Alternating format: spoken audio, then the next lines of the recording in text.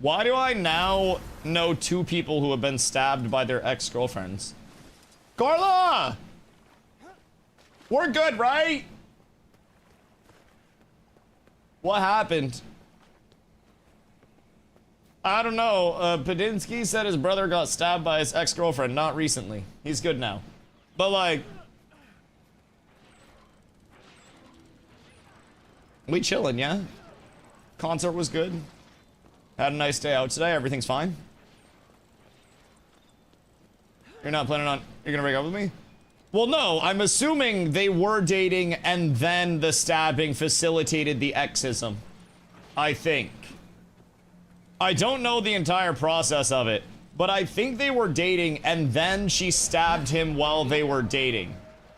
Don't break up, don't get stabbed. Well, yeah, I mean, that side makes sense. But also...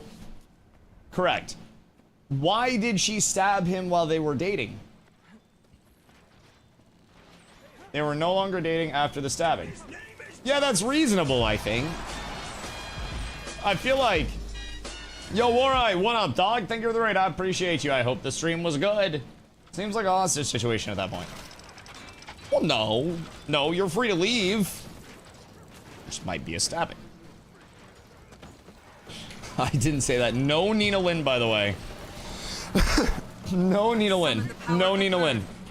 That is, that's my bad, dog. Entirely my bad. Zero Nina Linnington. Anyways, the slow Guild Wars 2 grind. Honestly, best way to take it, brother. Best way to take it. I hopped in for a little bit of WVW to start out the day. I don't really know what's going on or which commander tags exist or don't. All I know is we have quite a few greens in and around us right now.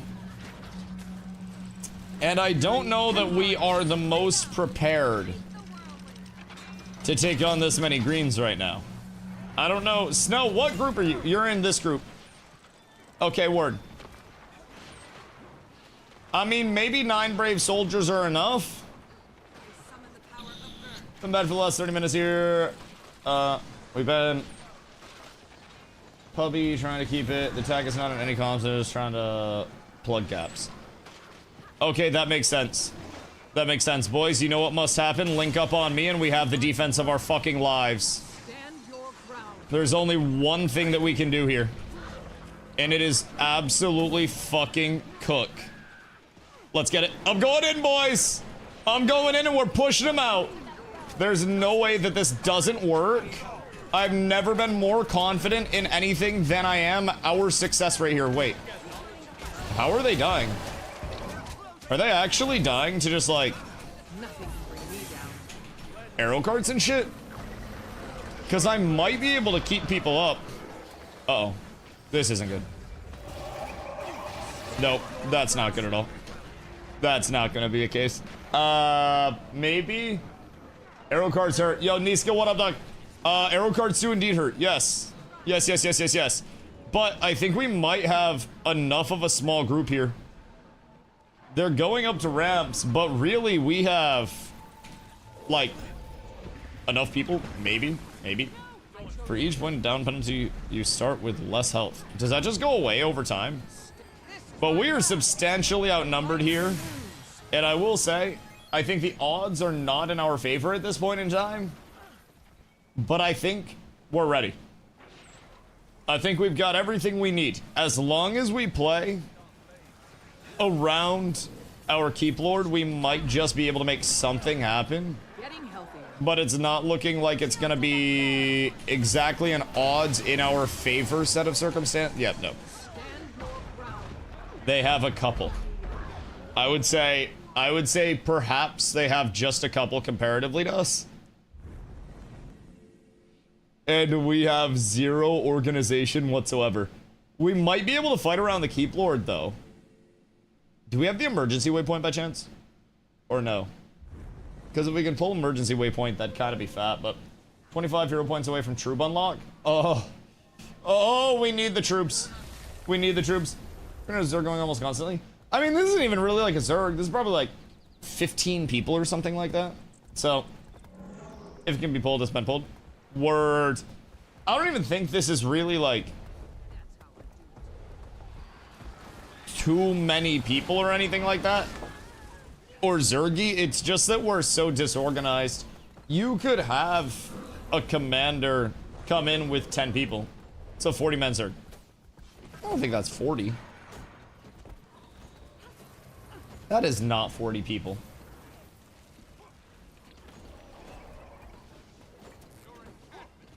Bro, that's like 15 to 20. There is 0% chance that that's 40 people. Padinsky, how many people is that? Like 20 people, right? I know damn sure that's not 40 people. That is goddamn fear-mongering, if I say so myself. In the worst way. Goodness gracious. Absolutely ridiculous out here. 40 people. Well, that's like 20. Nothing can bring me down. We just have to go in. We have to stack on the tagging tin, and then the tag has to go in. Squad count looks to be 38. I'm not here, though. I chose you. Chaz, somebody screenshot it and count, because ain't no way that's 38 motherfuckers. That's like... That's way less than 38. It just, it simply has to be. Bro, we can go. If I'm being completely honest. Like, we just have to have people actually want to walk in and dick up a little bit. And if nobody does that, then we might be cooked. Like our tag, no walkie in. Everything's fine. Everything's okay. We exist. We ball, we floss, we sauce, we vibe. I drop some heals. And everything's okay.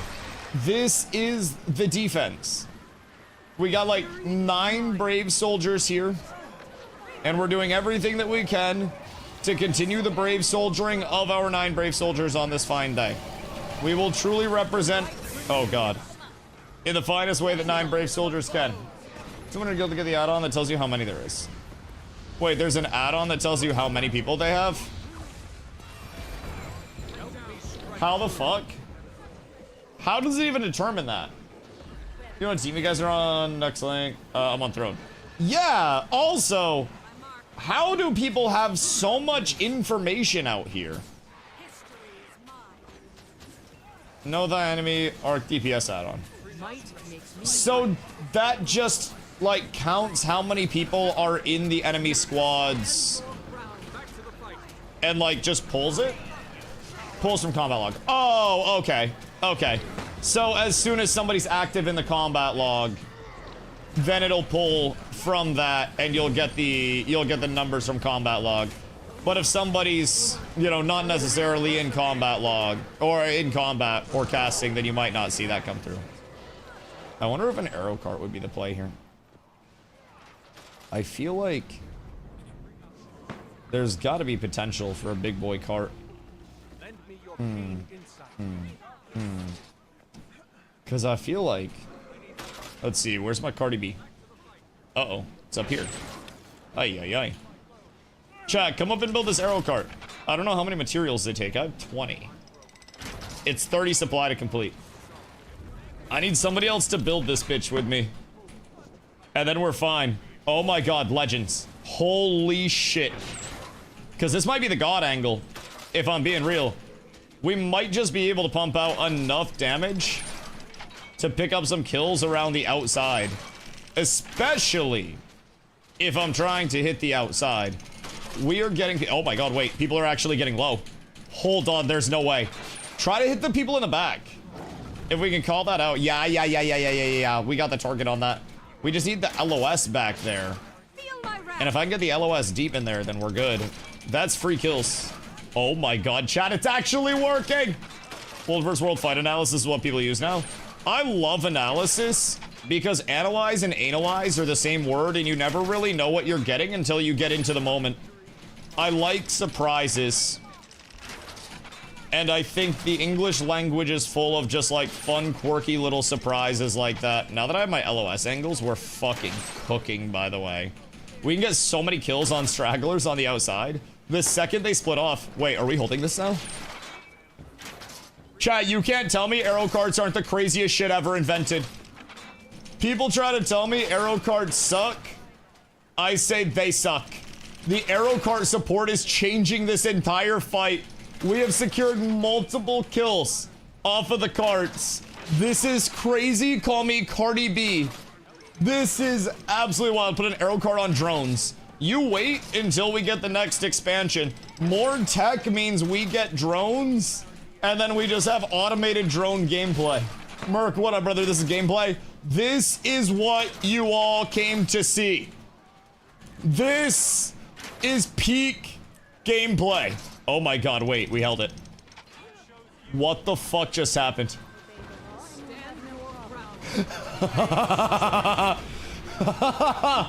Holy shit. I don't know why they split off and didn't just stay clumped up in Boonball. But Jesus Christ, what a game changer. I was in a car back at 4 entrance, blotting out the sun. Yo, there's one back here. Someone was beside me up here as well. We had 2 up there. Shout out to the people that actually came over to build as well. I wouldn't have got mine up without people coming over to build. That's fucking crazy, man. I will never believe arrow cart slander in my life ever again. Also, hear me out. Hear me out.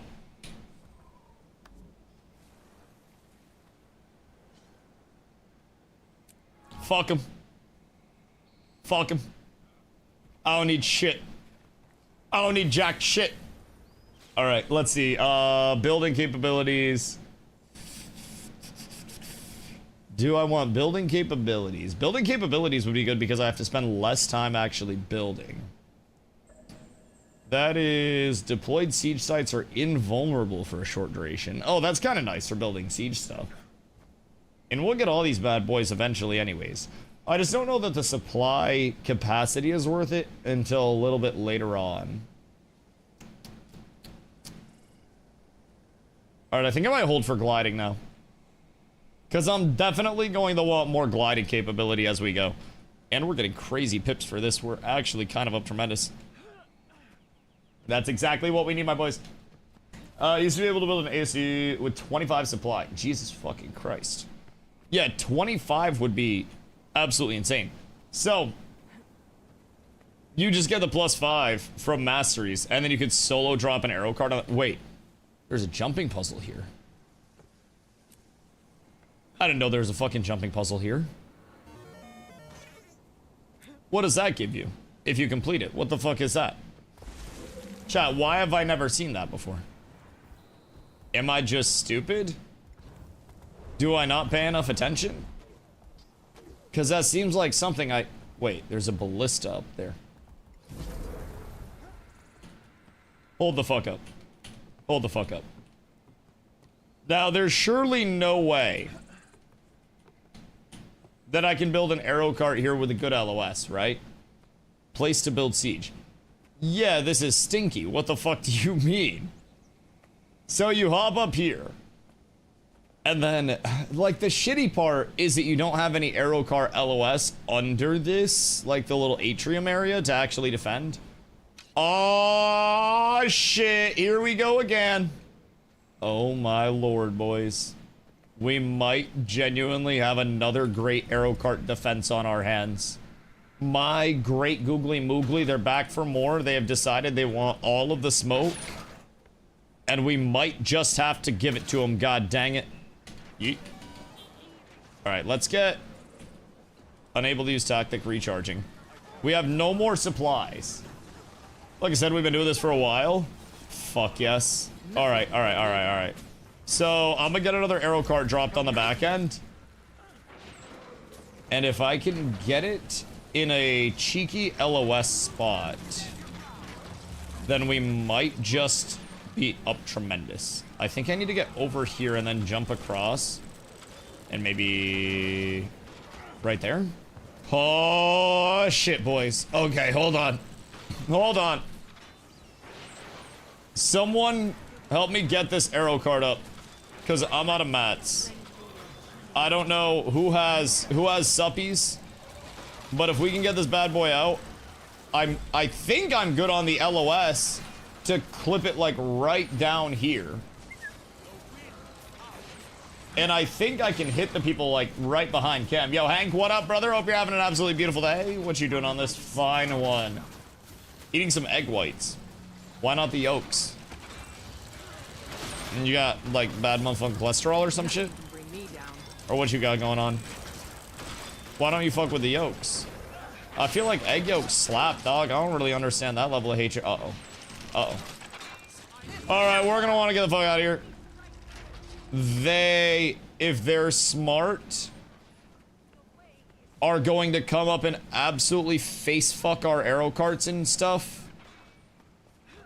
But I'm not 1,000% sure if they're going to play it smart. I hope not. I hope not. I might be able to get a couple of people on the tail with this bad boy.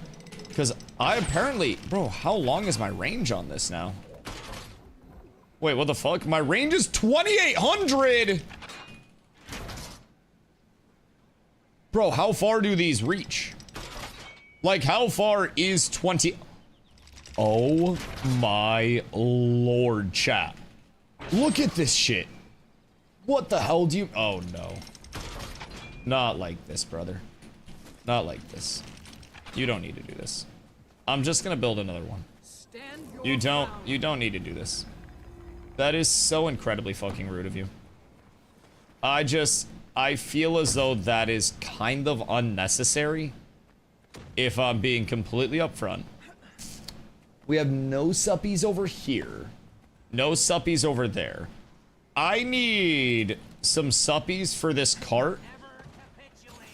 And if we can get suppies for this bad boy. Chat, any suppies. Hold on. Slash squad. Any suppies. Northwest of keep. Because this is... Oh, shit. This is a crazy spot. This is an abs... Ah! They took my suppies! Oh, no. Oh, this is no bueno. That is not good at all, boys. To be completely upfront. What? Yes, I truly am the best gamer to ever live. To have ever walked the earth. Yes. Yes. Yes, it is true. The allegations. Every single one of them. Yeah. Yep. It does check out. Oh my god, wait. I got 20. Holy shit, I'm on my way. If I can get this build and one more off, then I actually have the god spot for my cart here. 6 Siskin, thank you, my good man. It's like broken when it goes on my back. And then as soon as I take it off of my back, it's all like no longer broken. Oh my god, wait. Miss Guardian Angel, please. I require your assistance. Oh shit. I should have built all 20 first. Gosh, heckin' dang it. Everything's bad. Tell me you're bringing those supplies over here, Miss Guardian Angel. Wait, she is. Actual fucking Guardian Angel. Quickly. There's no shot, dog. My hero. My actual fucking hero. Thank you. Oh my lord. Alright, chat. Now the shredding begins. I might be able to reach them from all the way back here. I definitely can reach the keep where we need to be. So that is a huge spot to have. Oh wait, is VIP here now? Don't trip. Sorry, brother. Hate to have that happen to you. If I'm being completely real, that's a goddamn shame. You really hate to see that one. Just happened to trip on that wall, forgot to tie his shoelaces. Guild Wars 3? What about it? Like, is it gonna exist? Yeah. Yeah, Guild Wars 3 is gonna be fucking sick. I mean, granted, we don't know. Snow, I'm here. We don't know exactly how Guild Wars 3 is going to end up. Just from, like, a gameplay standpoint. We're not certain. But we can definitely say that Guild Wars 3, I think, has one of the most guaranteed chances to deploy as an actual game comparatively to most other MMO projects that exist. with the exception of like truly your largest of the large that are like, you know, your Riot MMO, Classic Plus, like ArenaNet is truly one of the ones in terms of resources, financial stability, the ability for them to genuinely, like, obviously nothing's ever guaranteed, but like near guarantee the deployment of their game. Riot is, Jesus Christ, ArenaNet is up there with Riot, with Blizzard, with all of the massive devs in terms of their actual capabilities. It's something that they don't really, I think, get enough respect for on their end, where truly they have resources. Snow, stick me! They have resources, they have longevity within gaming to show, they have a lot. And they've proven that their community can also be receptive to different types of titles. So, with the different types of titles, right? You're looking at Guild Wars 1 being completely different than Guild Wars 2 from a systems and structure standpoint. You're looking at Guild Wars 2 coming in to be completely different than Guild Wars 3, again, from a systems and structure standpoint.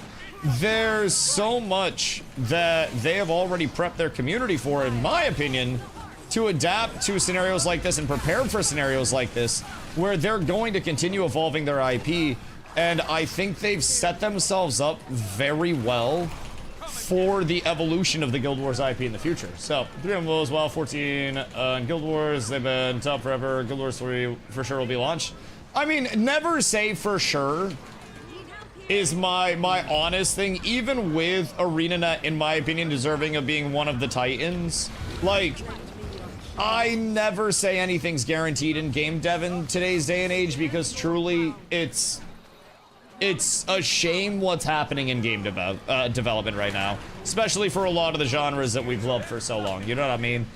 Studios that we thought would never go through these issues are going through these issues, and it's not even necessarily just, you know, the struggling small independent studios that are getting cooked. It's everybody, man. So, just, you know, hear me out on this one. I never say that it's guaranteed, because it's truly not guaranteed at this point in time. But I think that they likely have one of the higher chances of actually deploying, right? Comparatively to most other titles. It's really one of the larger consistencies. Oh, wait. There's a new tag. Leave group. And then join tag. Oh, sick. There are actually tags out here now. Change it to the higher potential. It's AAA. Yeah, I mean, exactly. It's one of those where not only is it AAA, right? But a lot of AAAs fail too. But they have a history of positive financials and being in the green for many, many, many years.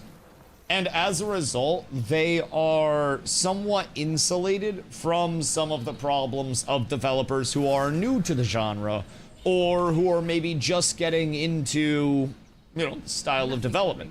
There's so much that I think ArenaNet has as a credential builder and a resume builder to be able to take on an MMO in the modern day and age as a new adaptation of the genre.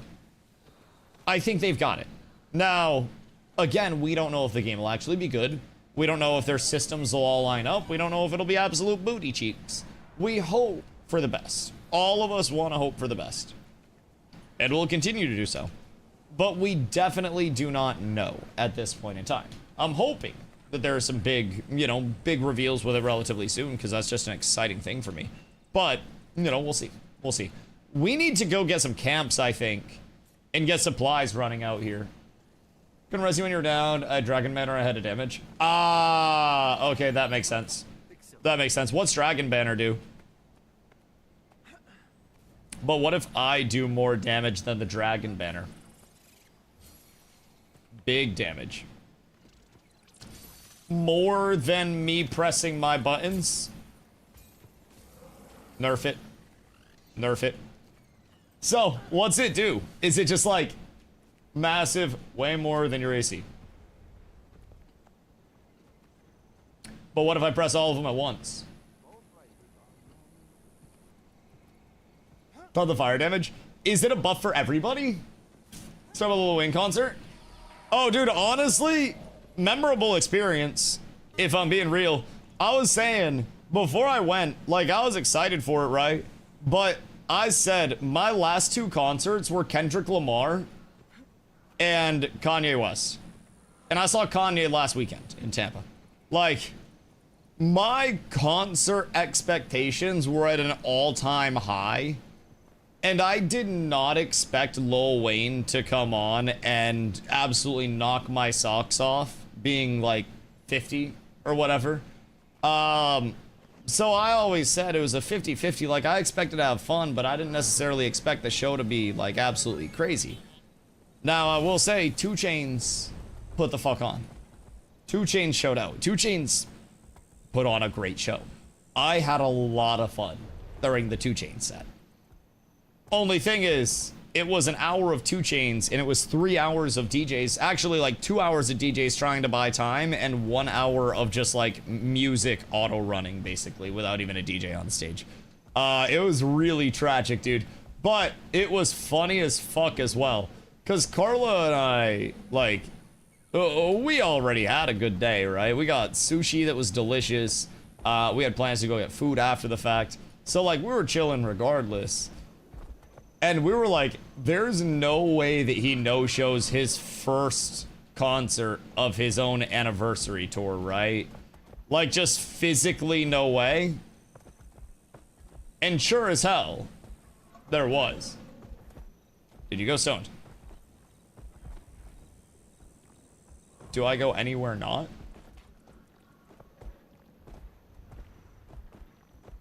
You wanna know what's crazy, though? The venue was a no smoking venue, and security was kicking people out if they smoked. Because it was like, it was a relatively small venue, so security had like basically eyes everywhere. And at one point, it was kind of hilarious because as the DJs were trying to buy time, right? It was 2 Chainz DJ. No, not 2 Chainz. Lil Wayne's DJ, sorry. Lil Wayne's DJ. He was trying to buy time. And at one point, he just gave up and he was like, fuck it, you know what? Everybody take a weed break. Everybody take a smoke break. If you're a smoker, light up a blunt. And he lights up a blunt on stage and just starts hauling that shit. And you see a couple people spark up in the crowd. And immediately security like neck snaps over and starts walking over like it's a fucking zombie movie, bro. I swear to God, as soon as the dank was lit, it was like he was like the DJ was a fucking psyop for big security for Bangor, Maine. Bro, they were on the hunt for anybody that was smoking anything at that show. So I did my smoking beforehand and after. But during, it was a sobering reality. Now, the good news is 2 Chainz came out in time that was still fun. But sobering up and also realizing that Lil Wayne about to miss his own, his own goddamn show. That was something to behold. Also, we're about to get the shit kicked out of ourselves. I would probably have everybody come back. If we could at all control it, perchance, just a smidge. Wait, so what do we have going on in here? Is there another tag up somewhere? Or what do we have? Desperately Against supplies? Okay, cool. Yeah, we have no supplies at Castle either. We could probably try to defend a camp or two, but if they don't have stability, you think I could push a couple of them off? I'm gonna wait for their stability to drop and then try to push a couple of them off if they get close to the edge. Hold on. If they stay on the edge, once their stab drops, I might be able to push them off. I got one! Die in a hole! Oh, that didn't even kill him. I thought that was gonna be a lot further of a fall. I thought that was gonna be a fatal fall. Turns out it's just a mild and he does have to run all the way back around though. That is so fucking worth. That is such a good trade for me. My life to piss off one of them for no reason whatsoever. I fucking love that. It's a weapon one person can hold for a little while. It gives you a unique weapon. Unique weapon skills 1 to 500 bar. Ah, and it just gives a shitload of damage all the time. That's nice. So, what's the uptime on that bad boy? Like, what's the cooldown on the activate versus the uptime on it? Is it just until the person dies? So we could technically have multiple dragon banners running around? You want DPS to grab it? Does it power scale? Or is it like a Condi scaler? I got you, soldier! Don't die on me! Hold on. There we go. There we go. All is well. I got you, my goat. Uh-oh. Uh-oh. This might not be the greatest. Actually, why do I feel like they're gonna go into split and then we're gonna be able to eat their tail? Like, just a smidge. They might... If they go directly up... where are you guys going? Which way y'all trying to do this? Because I might... That's fine. Might be able to get active here. Genuinely, they lost quite a bit on the way up. And they're gonna go down one of their spell breakers here. We love to see that. I think they might lose this fight. I need to not get pulled. But genuinely, we might be able to make something happen here. If I'm being completely upfront. I just gotta get buffs out. And then get out of this. And then get protection up for the boys. Must have large pro uptime. At all points in time, or I am failure. We might be able to get people in here, though. I just gotta keep people alive. Careful, super. They have a lot of damage going out, but I think we might just be able to kind of like slow siege because we have better sustain than they do. Maybe. We don't really have any like druids. I'm trying to pump every bit of healing that I have right now, dog. I'm gonna be real. Like, I don't know if I have it like that. I'm gonna try to keep protection up. And do everything that I can. But I worry that it may not be enough. It might not. We'll keep pumping out what we can, though. Maybe there's a world where I can kind of like corner peek and get some good value out of this. I mean, they're kind of weak. We can push in on this, I think. Go, go, go, go, go, go, go, go, go, go, go, go, go. Everybody just ooga booga. Everybody ooga and booga. We win this. Holy shit. Wait, they threw. They threw. The arrow cards once again. They're the MVP. Jesus Christ, boys. I don't know how much healing I just had to throw out there, but I feel like I couldn't do enough no matter what I wanted to do. I feel like if we have one more druid up in this bitch, we're fine. But what is our group? Oh my god. We have a dragon hunter, a firebrand, 2 loomies, and a paragon. We have the support group of all support groups. Is Guardian good? Oh, what up, brother? Yes. I mean, I play Guardian. I play one of the elite specializations of Guardian called Luminary. So with Guardian, you have a few different things for World vs. World specifically that are sought after. 3 of our 4 elite specializations are actually seen as quite meta in World vs. World. So you have Willbender, which is the one that's kind of stand out that's not as World vs. Worldy. It's kind of known as Blue Thief. It's Assassiny in Audi. You can still cook in World vs. World with it, but it doesn't bring as much potential from the DPS side as other things do. I play Luminary, which brings in a large buffet of buffs. So I bring in stability, I bring in heals, I bring in offensive and defensive buffs. Stability stops you from being CC'd. I bring in protection and resolution, which are just minus damage taken by 33%. Resolution is condition damage or debuff damage taken by 33%. So I play a full support Luminary. You can also play a DPS Luminary or a hybrid if you want to.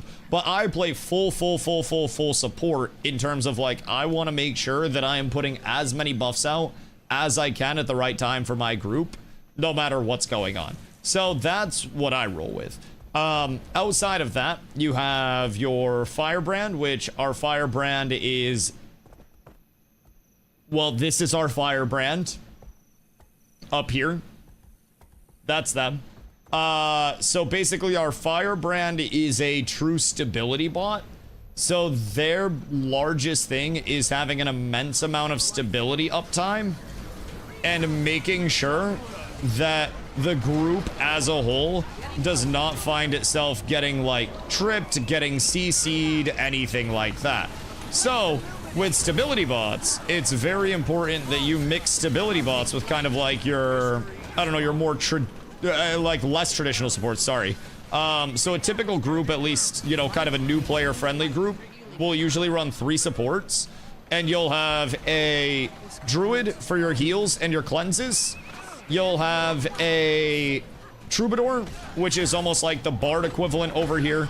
And the purpose of the troubadour is going to be bringing in stab and some other bullshit. I'm gonna be real, I know Trub has solid stab. I don't really know what else. Troubadour has a group invuln. Trub has a group invuln. So Trub does great stability, but it also has a group invulnerability that you can put out. It's a 2-second first charge of invuln, and then after that first second of invuln, you get a second pulse for 0.75 seconds, I believe. So like 3/4 of a second on the second pulse. I believe is what Trub does. So you'll always have a Troubadour. Troubadour is not a Guardian thing. But then you'll have either a Firebrand or a Luminary, depending on the group comp that you're... This is a bad spot. This is not good. There were a couple too many blasters up there, and I found myself in a good in a bad spot. I'm not gonna lie. I should have been with the clump, and I roamed too far. But that's okay. I held for enough time. And the clump might actually get the kill with less pressure going on them. So anyways, you'll run a druid, a troubadour, either a firebrand or a lumi, and then you'll want to have a strip in your group, something like a scourge, and then you'll want to have just a, you know, an AoE DPS slash CC, and then that'll give you a really safe, consistent 5-person group to run around. Obviously, you can change that in any capacity. You can change any part of that, switch things out, go more aggressive, less aggressive, whatever it may be. But that's a really solid, just like safe cookie cutter type setup for people to chase down for their group comps.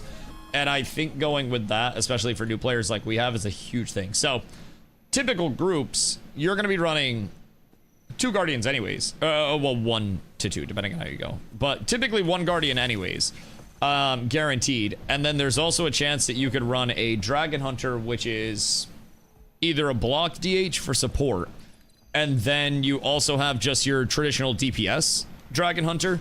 So Dragon Hunter drops a lot of AoE traps on the ground and shit and gives insane area control. And that's really like its forte.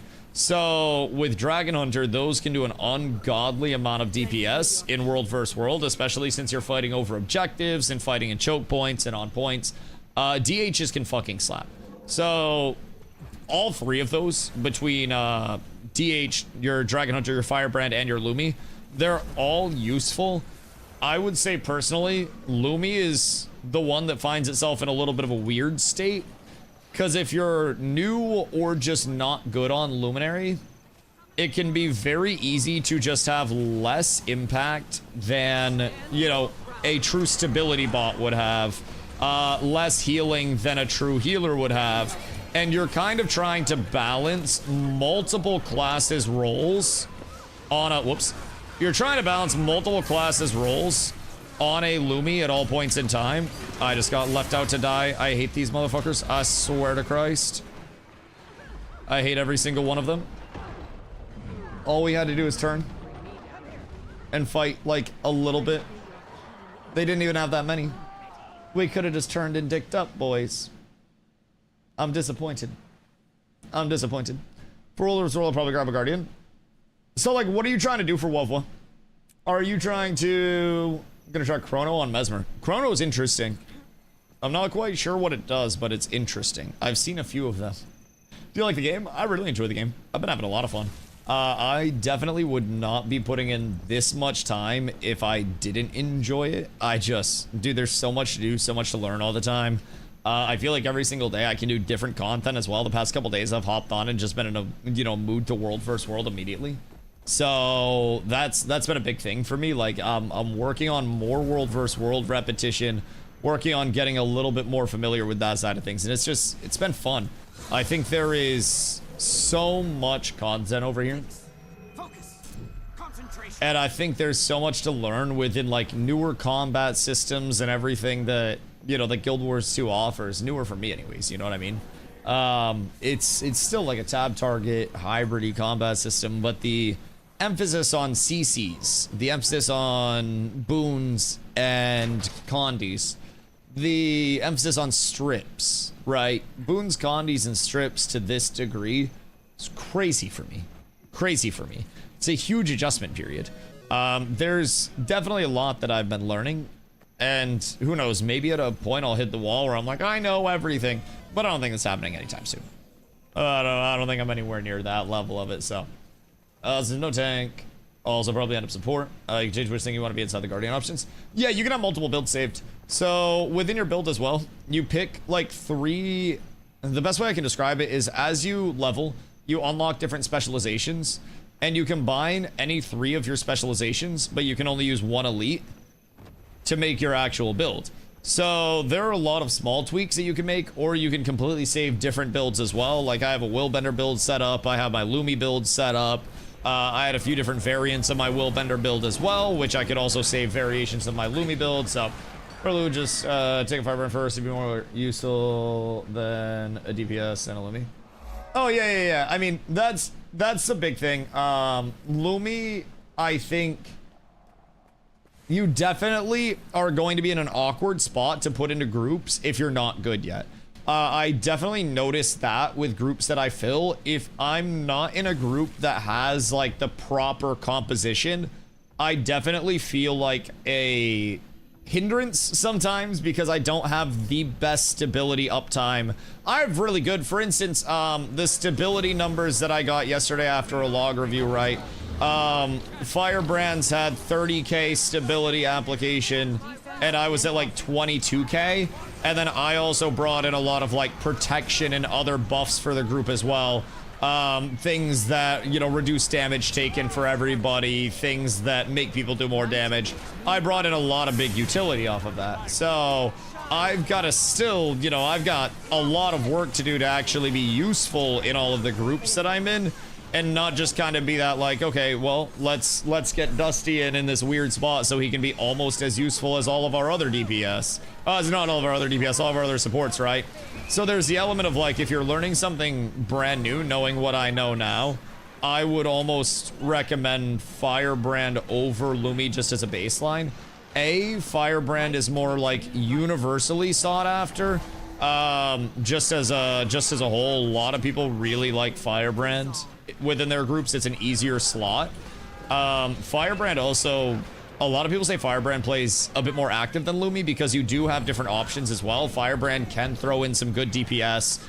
Firebrand, same thing. It's not like you're just pumping out stability. You are doing a lot on Firebrand, and you've got a lot of situationals that you're adapting to. So Firebrand is still going to be diverse and is still going to give you a lot of usefulness, but a lot of the situationalities that I think makes playing support really fun, where it's like, you know, support in certain games, it's like, okay, I press this one button over and over and over again. Support over here, there's so much that you can be doing in all of the fights to be useful. And it just, you know, every fight changes. So like our tag wants to go in. I sit on the tag, I go in. My goal is to keep the commander tag up with everything that I have. And when dad says go, we fucking go, baby. And then I go back with commander tag and I get heals out. And we'll get a little soft regroup here. We'll get buffs back up. We'll walk up a wee bit. Throw a wall out. Ow. Bitches. Why y'all trying to fuck me up? I ain't even do anything to y'all, dog. I'm just trying to vibe out here. Just trying to have some goddamn fun. And I feel as though I'm being persecuted. It is a goddamn shame. Ay. They do have a couple of people, bro. I'm not even about to lie. They most definitely have a couple of people. Ay. Shit hurts, bro. This shit hurts a lot. A lot. Heals up someone that doesn't need the... Yeah. The overflow of buffs is such a large quality of life for supports. Having, excuse me, having your overhealing potentially able to go outside of your subgroup. Now, keep in mind, with this group right now, this commander hasn't split us up into subgroups because this is just kind of like a very puggy group. We're not worried about like group comp or anything like that. This commander is just like happy that we even have a composition that's somewhat following them around, probably. So we're just sending out buffs to whoever is nearby us. We should stand our, like, you know, unironically, like, stand in the choke a little bit more. We have people that are going in from behind that might be able to get some hit out for us. And if we can potentially get a push up off this, we might be able to make something happen. I like this commander, bro. I like this guy. He's got big old meaty balls between his legs. That's fucking huge. I really appreciate a commander that just says, everybody get the fuck in, we're big dicking it, and then we win fights because of it. You've just got to wait for your timing, and then once that time hits, you're blessed, boys. You're blessed. Easy fights. Easy fights. Now we walk forward on the rest of them, and then we fucking ball out. I love World vs. World. You can do so much numbers down with just patience and the right entry points. It is so good. Meow. We go, Yambushi. You keep zooming. You keep pumping. This is so nice. This is so beautiful. And Blotto, you're seeing a lot of, like, in these fights, how the direct impact of supports can come out, right? So my shift 3 is a circle that I put on the ground that pulses once a second and applies stability, and it pulses 10 seconds. So I get 10 stacks of stability going out for people whenever that circle is down, and that pulses to 5 targets. So that's 50 stacks of stability, 50 instances of CC that are negated for the people that are standing within that circle. So if I drop that circle in a really impactful spot, well, GG. I have a massive impact off of that.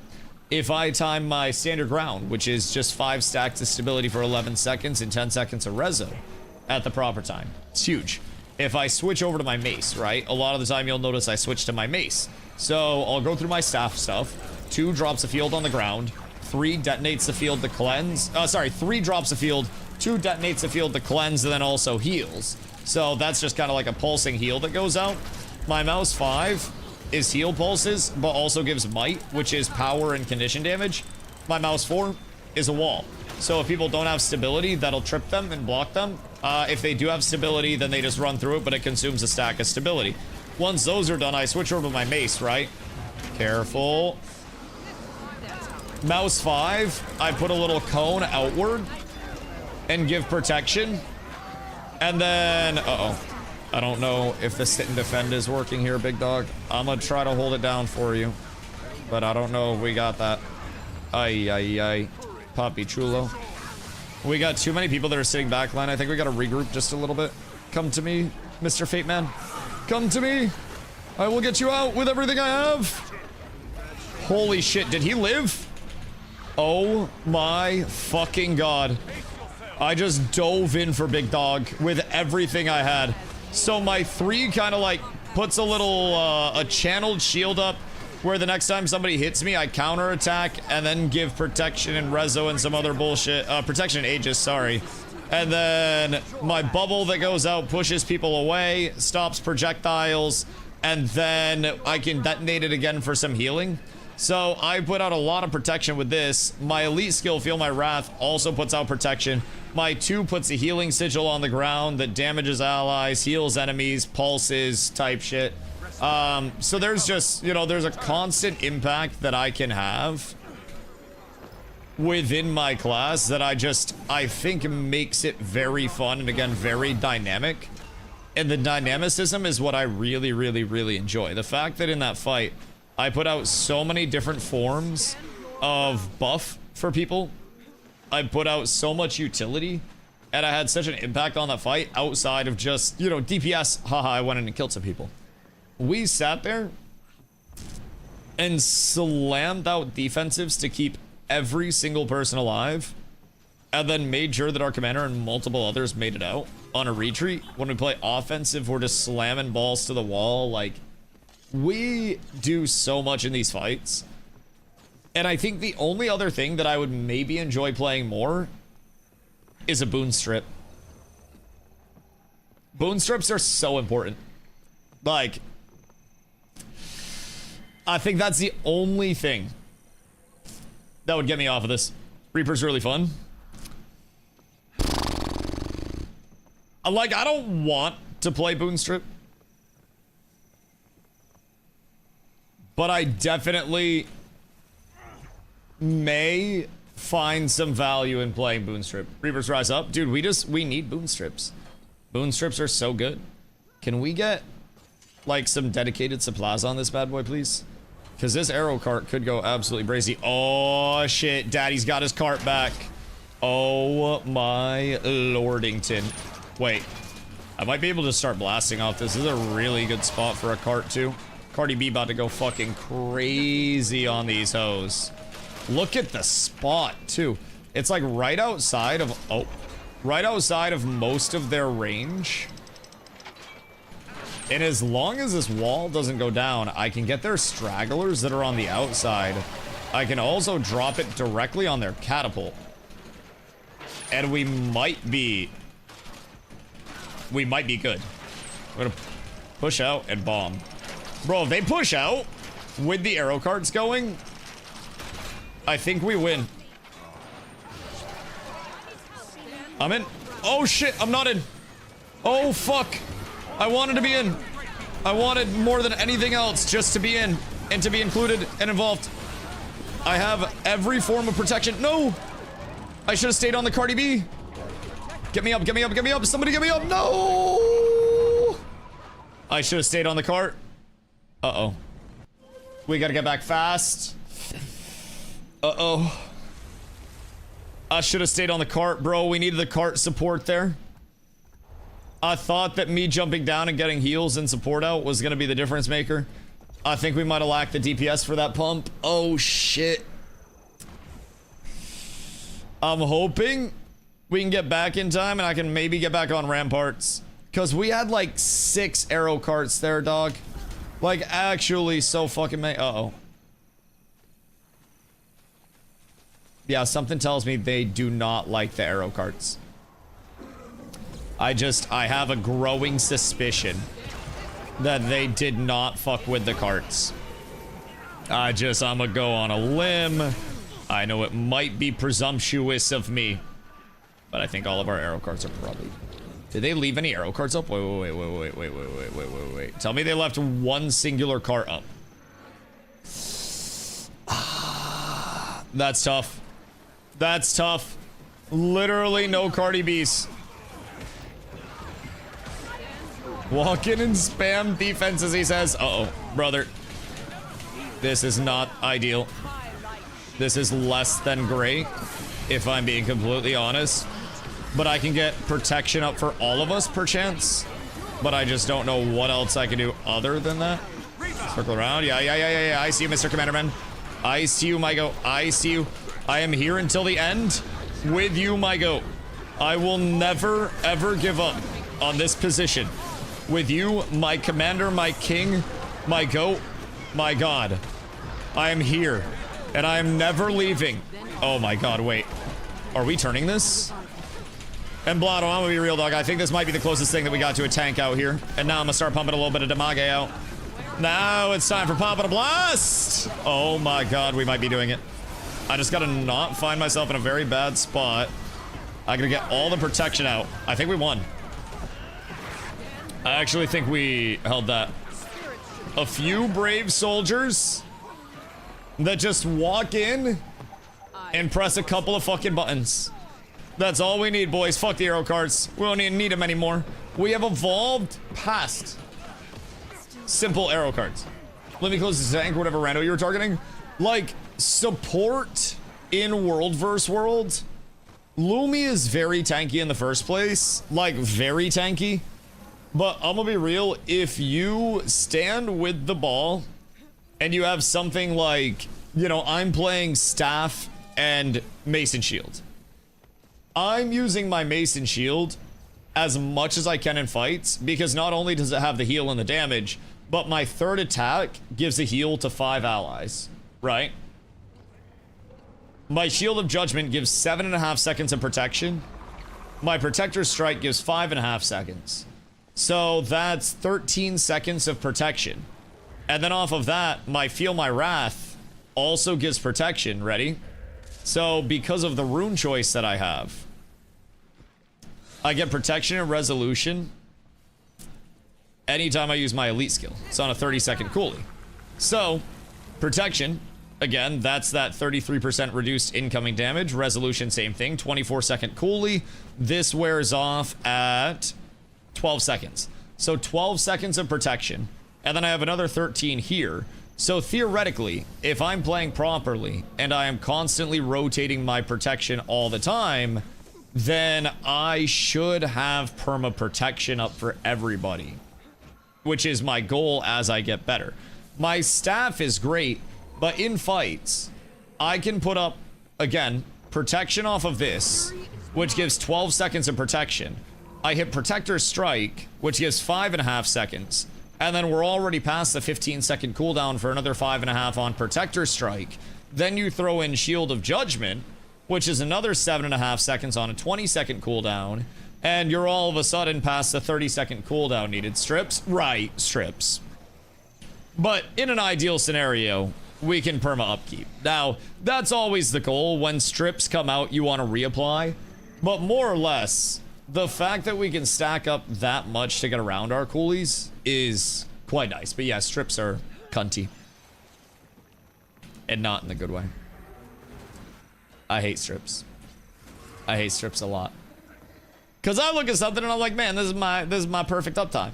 But yeah, we put out so much. Now also keep in mind the fact that we have a reapplication that's a 33% uptime in the first place with Protector's Strike. That's fucking massive. A 33% uptime on an Aegis as well. Keep in mind, that gives an Aegis application. That's nice. The only caveat to it is you have to get hit for that one. So you want to make sure that you get hit. And then off of that, you want to have Shield of Judgment ready. So, the important thing is staggering an application so it doesn't get all stripped or wasted. Later steps so it's hard to strip. Yeah. Effective uptime is better than just spamming uptime on everything, but you also need to make sure that you don't have any downtime. That's it. It's first things first, minimize your downtime, and then make your uptime more efficient. If that makes sense. There are times where a small gap will ruin you, where very simply put, if you're not comfortable with just pressing your buttons all the time, then you're going to have downtime windows, and you're not going to be optimal with it in the first place, and you're going to count downtime windows.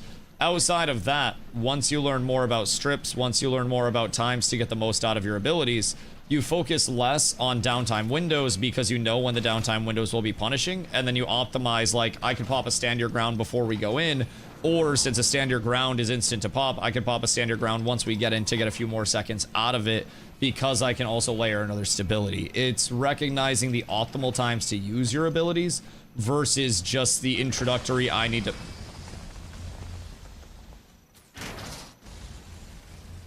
That was rude.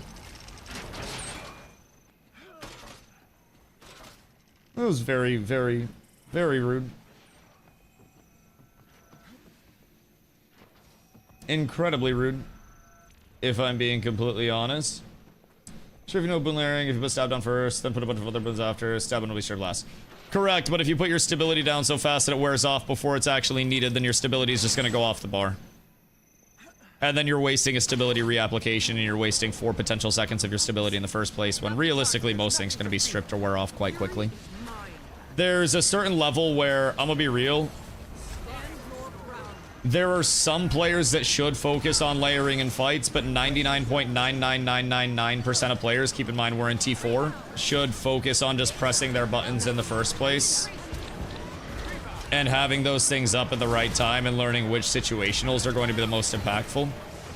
And I think overcomplicating it when, and I say this respectfully, most players aren't good.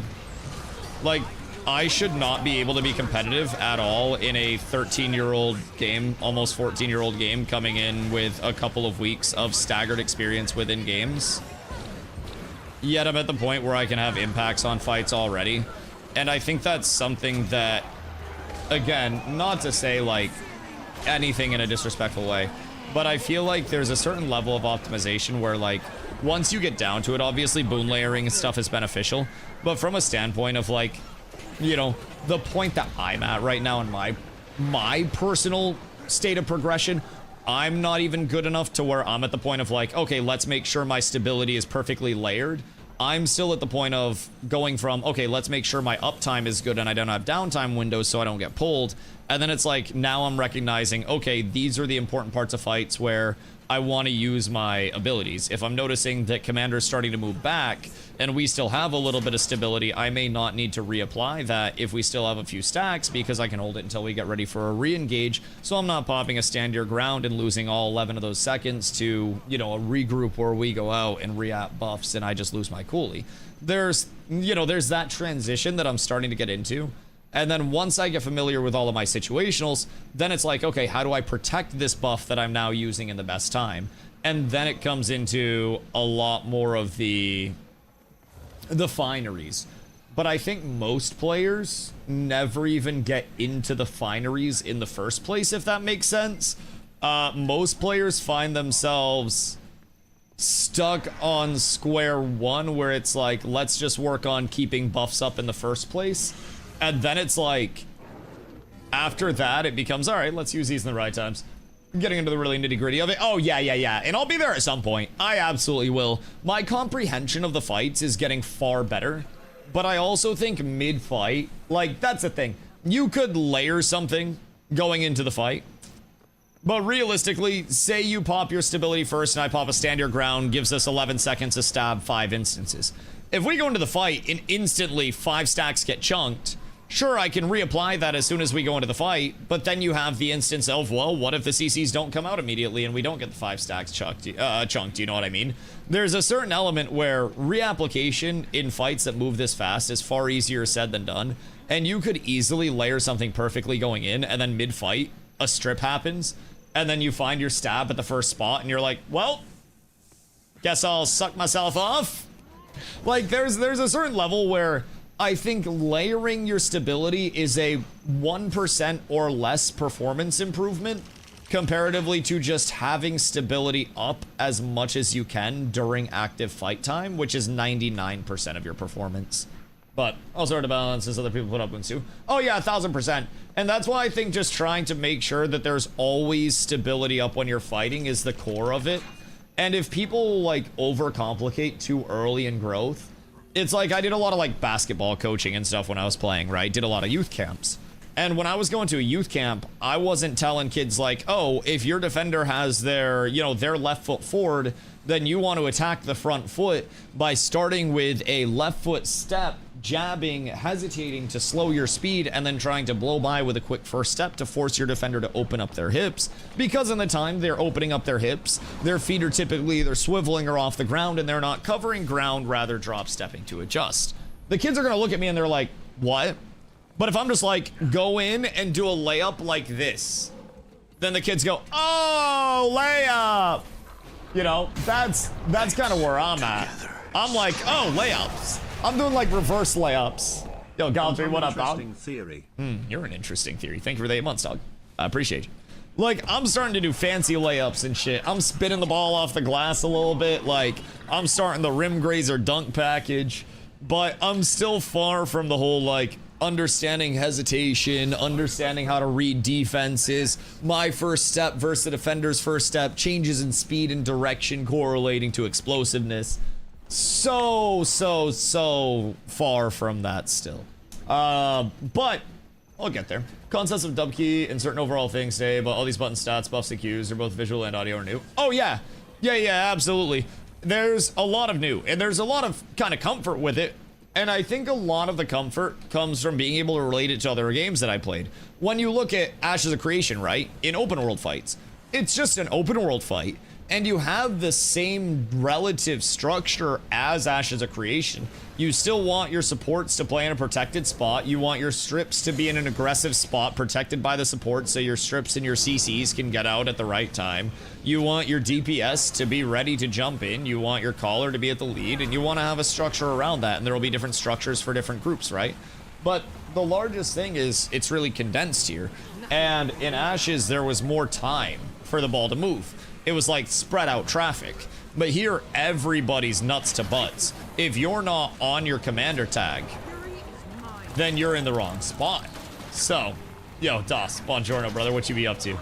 I am absolutely slamming shit. I'm not gonna lie. We're getting there. I will say there are moments in fights where I'm like, I'm actually fucking nasty with it. And then there are also fights where I'm like, oh lordy, I still have so much to worry about that I haven't yet, you know, mastered.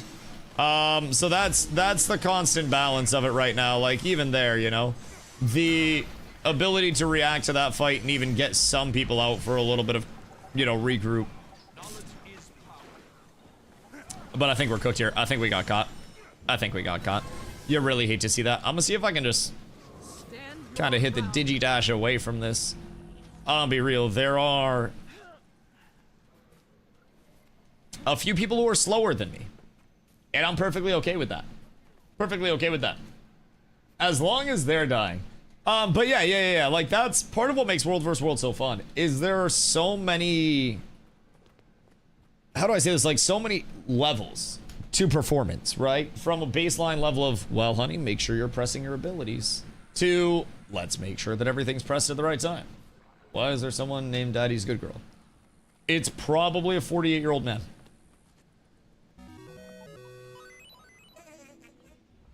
It's probably, if I had to guess, a 6'6", 320-pound IT professional from Cincinnati. Just general theory. Where might I go on some stats to present to our operating committee? What, like your parses? Because honestly, that's easy. Bro, I have so many stats for you. What do you want for stats? Like, Jaylen Brown is, out of all active NBA players, the NBA player that has won the most games in the league currently. Well, except for LeBron. In the past, like, 2 seasons. Not overall, because LeBron kills that. But, like, in the past, like, 2 seasons, I think it's, like, since 2020 or something. He has the most wins in a period of time. So, recently, his performance, maybe not 2020, but in the past few years, he's had phenomenal performance win-loss-wise. But the Celtics are now claiming that he's a locker room distraction and why he was traded. It's kind of being linked back to his Twitch streams and stuff. So you could do some statistics on how people that stream on Twitch that also professionally play sports are typically seen as detriments. You bring in Juju Smith-Schuster. You could bring in Jaylen Brown. You could bring in Patrick Mahomes' brother. Does LeBron your GOAT? I don't do GOAT discussions because everybody always has terrible takes. And I personally think that people have a favorite of all time, and the greatest of all time is such an impossible discussion to have because of advancements in the entry level of basketball, the, you know, modern sports medicine, how far people's bodies can and are pushed, can be and are pushed, like, you know, all of that. There's, Iverson was we're getting too raw on Twitch. Allen Iverson was historically a nuisance IRL streamer. Some say that Jack Doherty modeled his approach after Allen Iverson. Some say that it started back with Wilt Chamberlain when he was trolling for bitches down at the pier on his IRL streams instead of showing up to practices. Bro, it's been a problem in the league for a fucking while. Ever since NBA players became celebrities. It's been a different thing, man. Been a different thing. God damn. Never saw Kwame Brown being a nuisance. You just avoid the celebrity status, and then you have locker room intangible guys. By the way, I've seen a lot of, like, why the fuck would they trade Jaylen Brown for Paul George? I don't fucking know. The picks package is solid, but, like, I don't fucking know what was going on in the Celtics front office. Rumor has it, according to sources that have come out, Hugo wasn't the caveat that kept Giannis from going to Boston. It was the fact that Giannis wanted a 3-year deal and Boston was only willing to re-sign a 2-year. So Boston lost out on Giannis and then ended up trading Jaylen Brown for Paul George to clear like $7 million in cap room. So I'm a little intrigued by what Boston's been doing. And the only thing that I can guess is that Boston really wants a locker room guy, like a veteran leader to build, not like build around, so to say, but to help build out their capabilities as a team, especially with a lot of younger talent. I feel like they're almost bringing PG in as like a mentor to their guys, more so than anything else. Now, paying a whole lot of money for a mentor where you could probably get fucking Isaiah Thomas to do it for like, I don't know, a bag of Skittles or something, bro. You give Isaiah Thomas a jersey and he'll do it at this point. You ain't even gotta pay the motherfucker. He'll show up for that shit.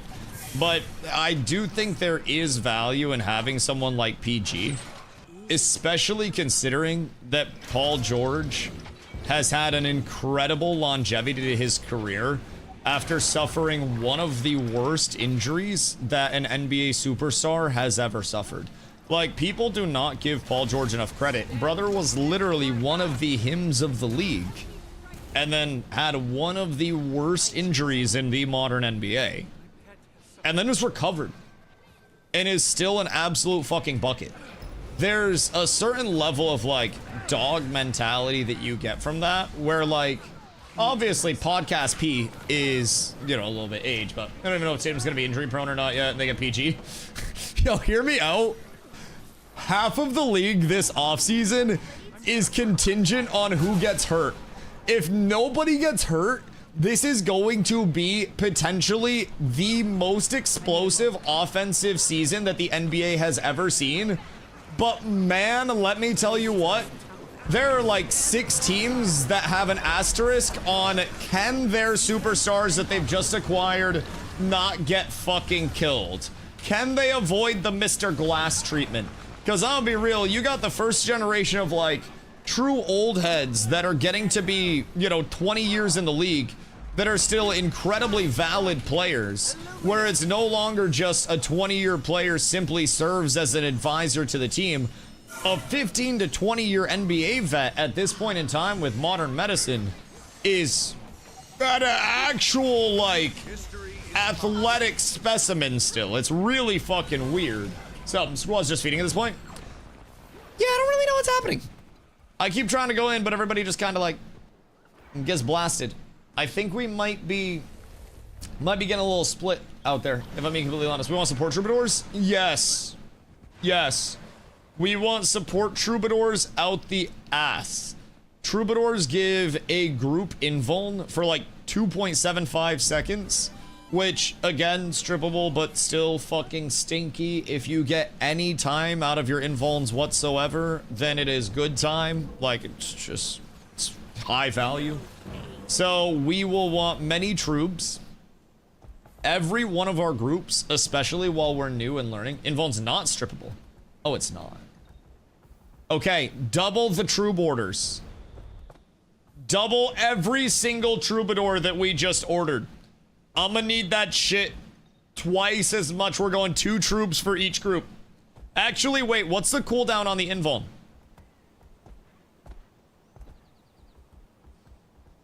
I have an idea. And is there a diminishing return on the buff? Because, like, there's not enough to perma. What if I have 50 troubadours? Like, how long is the cooldown? What is our downtime on that? Could we build around the 50 trouba dream? Because unstrippable goes crazy. That's a tidbit of information that I just learned about invuln. I figured the strongest defensive buff in the game would be strippable, but I think it's 90 seconds. How long can we get the invuln up to with concentration?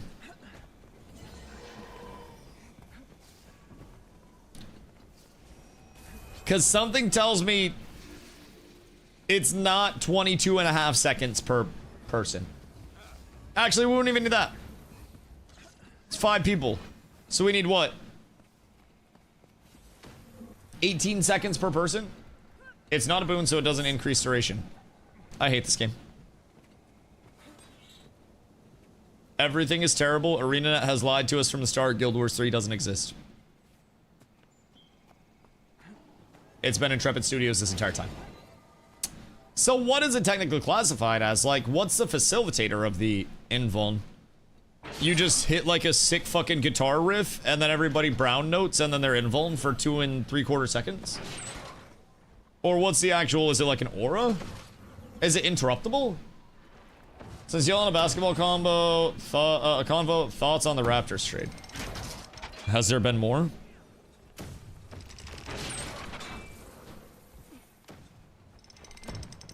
Are you talking Kawhi, or has there been more?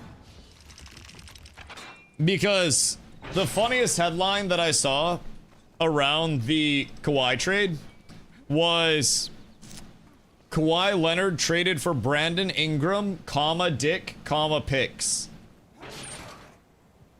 And I was like, God damn. Like that's real close to disaster. So they got Brandon Ingram dick picks for Kawhi Leonard, which honestly, I think the media value in having Grady Dick on your team is great in the first place, just because of jersey swap potential. That shit's huge, if I'm being real. Brandon Ingram is an interesting case study. Brandon Ingram, coming out of college, was slanted to be a, like, Kevin Durant-esque scoring threat. And he's still not a bad player by any means, and he's developed well. Last season, he was 21.5 points a game on 48% from the field and almost a 40% three-point shooter. So keep in mind, 6'8" with a 7'3" wingspan, it's not a bad shooter at a 40% clip. So, like, having BI, no longer having BI, but giving up BI is a good scoring threat. And I don't think that necessarily brings in Kawhi level worth. And then you look at the picks. Unprotected first round in 2031, 2033, and a 2027 first round pick swap. So 3 first rounders and 2 second round picks. Compare that to the package that the Celtics got for Jaylen Brown. Because I'd be willing to say Kawhi and Jaylen Brown are... And this will hurt some people to hear. But other than the fact that Kawhi is one of the better primary ball handlers that you could have on a team, and is capable of doing it at this point, Jaylen Brown is very even with Kawhi, I think, in terms of value to a team. Especially with the fact that Jaylen Brown is the #1 dribble drive player in the NBA. Just in terms of, you know, points off dribble drives. I think his field goal percentage on dribble drives also the highest in the league. But outside of that, he has the most dribble drives in the NBA. So Jaylen Brown really gets to the hoop and facilitates an offensive cadence that is great to have. So I equate those to be, like, you know, similar calibers and levels of player at this point in time. The thing about it is the Celtics got fleeced on that. I look at the picks, and you have 3 first rounders and then 2 second rounds. Brandon Ingram and Grady Dick. Brandon Ingram, a 22 point per game player. Paul George is what? Right around the same? Paul George last year, 17 points a game. And again, right around a 40% three-point shooter.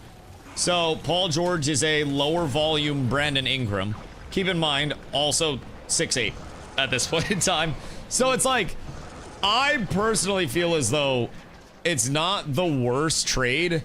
I do think that the Clippers still got some value out of it, if I'm being real. Considering the picks as well, I think Brandon Ingram is still a very solid player. I think when you look at Brandon Ingram's potential in the league, I don't know that Brandon Ingram is going to necessarily look at being the Clippers, you know, 1A option, their highest utilization player. But I feel as though you slap Brandon Ingram on the outside, maybe try to pair, you know, a dribble drive and kick with Brandon Ingram, get him above 40% from the three, get him some volume out there, because honestly, his volume isn't the craziest. And you could make him into a solid, like, Temu KD. But I don't think it's the worst trade. I'm gonna be honest. I think part of it is that Kawhi just has so much... How do I say this? Leeway? And so much power in his decision making because of how useful he is to a team and the fact that he's Kawhi. It's kind of crazy that I think most teams would be comfortable giving Kawhi the ball to carry up the floor at all points in time, yet Kawhi's best role isn't even necessarily a primary ball handler. There's a crazy element to Kawhi's game that I think is very valuable. Very valuable. And the fact that he's not a defensive liability. It's quite nice, at least most of the time. So, I don't think it's the worst trade, if I'm being honest. I don't know that I would go as far as saying either side really won or lost until we see the picks. I think the picks provide a lot of potential, but picks are always that. It's like potential. And I don't think you have any, you know, generational prospects, so to say, in the high school to college level right now. But also, how frequently do generational prospects work out to be even half decent? I feel like you're almost looking for just a massive amount of picks so you can try to take chances on the next person, so. Where's LeBron signing? I was in some deep trouble there.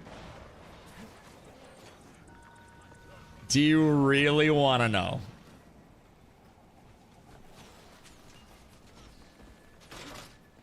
Do you really, really, really want to know?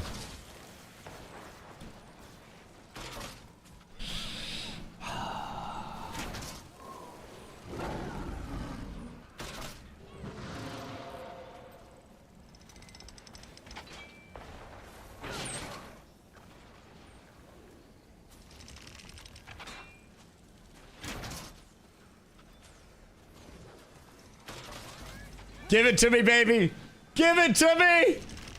I know it's not gonna happen, but I need Yanni to finally have something that's not Milwaukee. I know that there's a high chance he goes to another team and he hasn't ruled anything out as a final stop. But man, I would love to see veteran Braun with two people that absolutely abuse motherfuckers down in the paint. It would open so much for Braun to not take a physical beating and have a little bit of longevity. Granted, I don't think his longevity is going to last very long, but simply having Braun is a large pull for recruitment. The Heat team wouldn't have enough shooting. So have you seen who the Heat's targeting, though? The Heat and Pat Riley are going fucking crazy this offseason. I have one very, very, very simple name to start out their targets, especially when it comes to keeping Yanni happy. Chris Cash Middleton.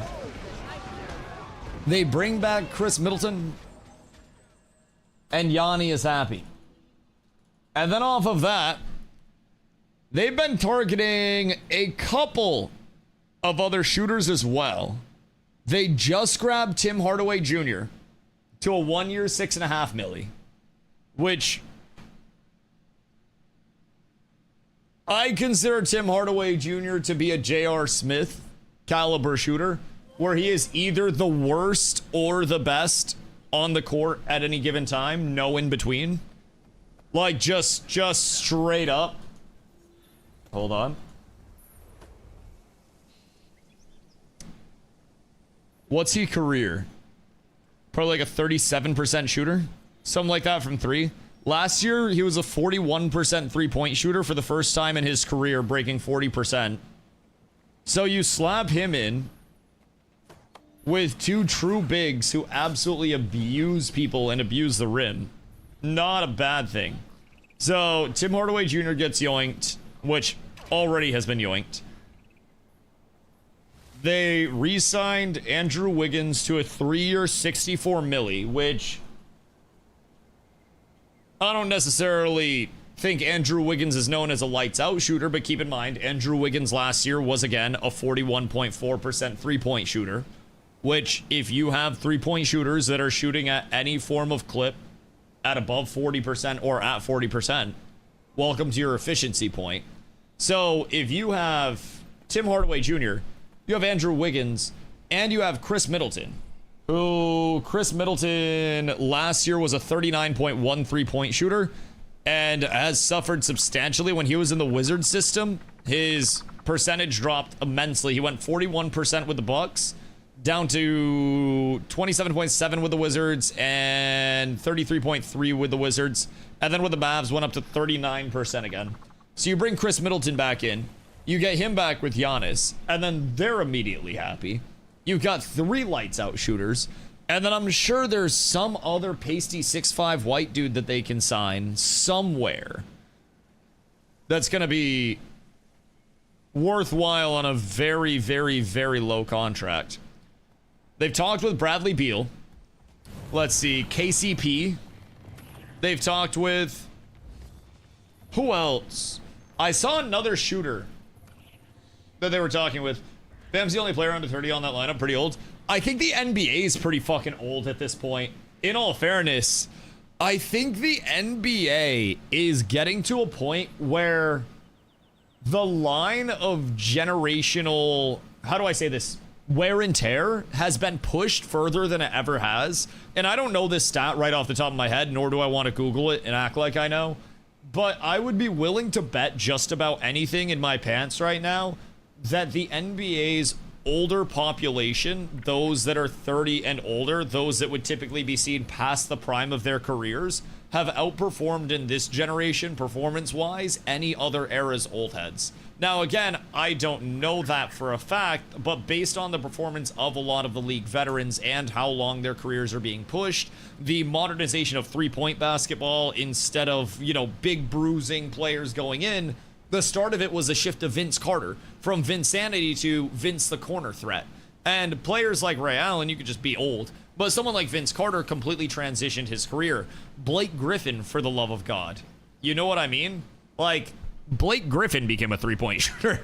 It's crazy you're seeing it in all sports too. Yeah, it's wild. And we look at a lot of connective tissue injuries, right? And people are just playing longer with current sports medicine. Bingo. The developments of people are allowing them to perform longer, but also, I think, my theory is that we're reaching a point where sports medicine and the peak of the human body is actually being reached until we physically evolve further as a species. I think that we are hitting the point where, yes, we will continue to, you know, perform and continue to develop our sports medicine, continue to understand how connective tissue works. But as of right now, with connective tissue and strengthening connective tissues being such a mystery and not being able to isolate those, reinforce those, you're reaching a point where connection tissue is finding itself strained. People are too large and moving too quickly. People are more explosive than ever. Is VIP tagged up? Are they pub? No. How many do they have? Because I could pop around and run with those boys. But I think people are just too damn large, moving too damn fast, and the explosiveness of sports is higher than ever and more constant than ever. There's very little downtime. So, we're seeing this really weird generational shift. Those that make it through for a very long time. And without injuries, you can find yourself with a sustained peak far longer than it's ever been. Only thing is, we're seeing a lot of younger players that are facing very substantial injury risks, which, keep in mind, it's not like, you know, older players never faced injuries, but you look at someone like Yao Ming, fractures.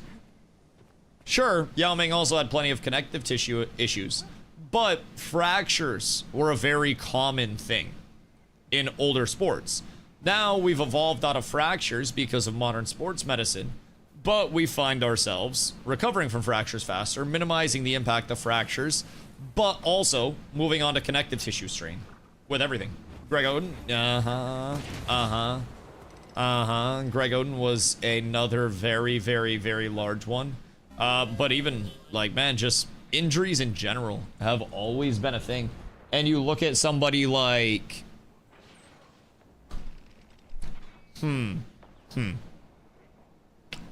Sean Livingston, I think, is a good example of, like, the transition injuries. So, like, with Sean Livingston, he was one of the more gruesome, explosive knee injuries to start things off. And still went on for a crazy career, by the way, the mid-range king. But that was kind of the transition, right? Your D Roses, your Sean Livingstons, the league started to get very explosive. And athleticism started to hit a crazy point. So then you started seeing connective tissue. Pop, pop, pop, pop, pop. But, is that giveaway over? I think so. I don't know why the bot's still yapping about it. I think it ended on the 31st. I don't know when the next one is. Or the 30th, sorry, there is no 31st. Oops. I don't know when the next one is. I'll keep my eyes on my email and probably check out their website to see if there is something. But I have to shut the fuck up out of that bot. I gotta stop that motherfucker from talking a little bit. Good old July 31st. June 31st. June 31st. The real 31st. Alright, I'll be right back. Un momento, my lads. And then, I don't know what VIP's got going on or what's happening on our other maps. But I do believe that there is probably a pretty large opportunity to get active somewhere. Somewhere. The question is just where. Because honestly, we're getting kind of cooked on EBG right now. Seems like green is fucking annihilating us. Due to your frackies? No, I've been lazy as shit with frackies lately. Like the past couple days anyways. So... where am I at with it? Achievements. Incursive investigation. I have 300 out of my 450. So, not bad. Not bad. PvE's bumming me some Ascended. I need a helmet and I have an entire set. Oh, excuse me. Wait, how are you getting weapons from PvE? As bad as we are, we're still first place in skirmish. Something. Yeah, we're doing surprisingly not terrible this week. The weird thing is that our entire team just gets shaken up next week. So, raids. Raids drop Ascended shit like that? Where does Ascended gear come from in raids? Just like general rewards? Recipe? Okay. Right. Toughness, healing power, Conti damage. That's all old stuff. Tragic. Tragic. You hate to see it. Magnetic shards. You buy the slots you want. Is that in my wallet? Hold on, we'll find it. Magnetite shards. Okay, word. So you can earn 800 a week. How much is it for an Ascended piece? 800?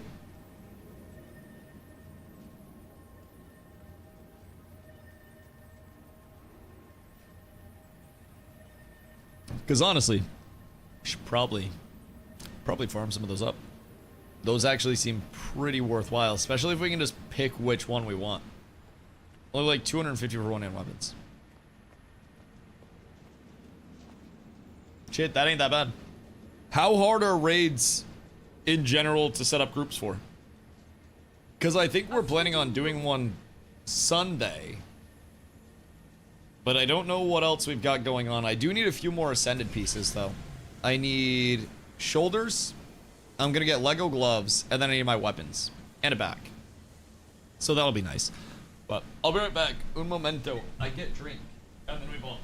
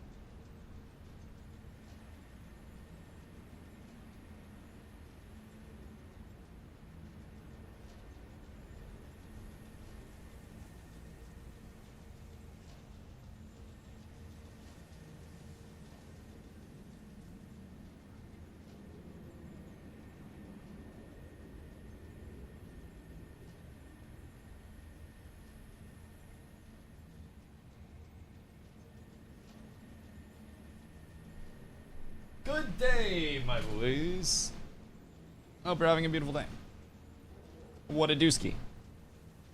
You can earn 800 a week, but you can get more than that in a week as well. You earn 800, then you also get ascended weapons. If you don't need the weapon, the ones you get from raids, when you dismantle it, gives you more shards. Wait, so you can just get ascended weapons, like, from raid drops in general? Because that kind of sounds like a slapper, I'm not gonna lie. Yes. Okay. Okay. Understood. Thank you. Understood. So, should we maybe do, like, raids over frackies? Perchance? Armor pieces, trinkets, and back piece. Oh, well, that would be quite nice. Because I definitely don't have an ascended back piece at this point in time. Nor do I know raids are weekly, fractals are daily. How many raids are there, though?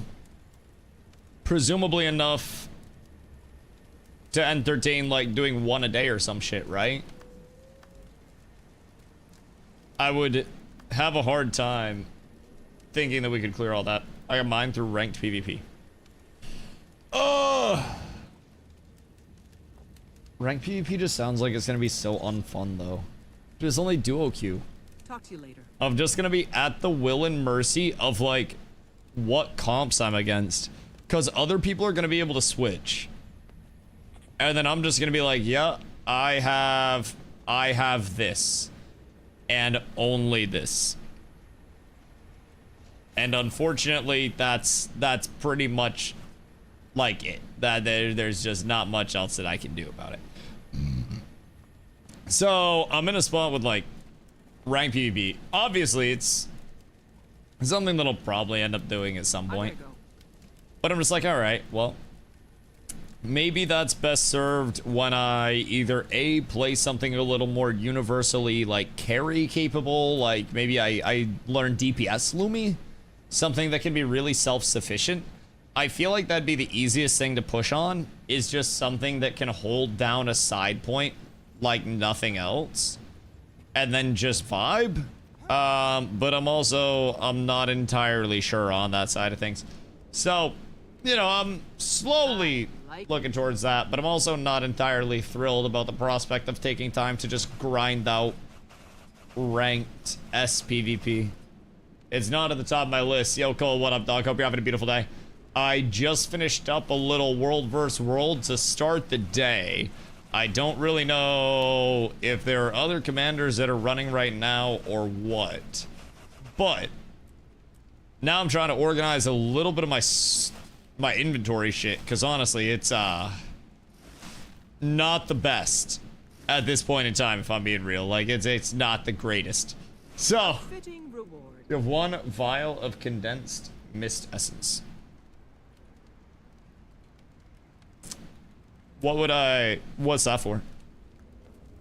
And where do I get that bad boy from? Is it something that I should have? Or is it something that would be, like, more of a surprise if I had at this point? Because I can probably go look, but was wondering if you got one. What do we get them from? The spoils of Just battle. frackies, or what's the deal there? Because that sounds frackies to me. Oh god, what is that? World XP mini boosters. How can I get more of those? Just frackies? I'll give it a look. What are they used for? Let's see. More boxes. More boxes. More boxes. Oh god, the bags of gear. I'm not ready for that. The bags of gear would unironically fill up my entire inventory to a degree that I'm not ready for. Like, at all. I'm not trying to get involved there right now. I'm trying to organize shit, man. And this isn't really helping. There's a back piece you can craft. Okay. That makes sense. Do you get those PvP tickets from unranked or only ranked? I know 100 of them. Is to buy all 4 of those back pieces. Then you put them in the forge for an ascended one. Wait a second. All 4 of which back pieces? Off of SPVP? Or off of like normal, or like world versus world? The ones from the mist. Are those the ones that are from tourneys?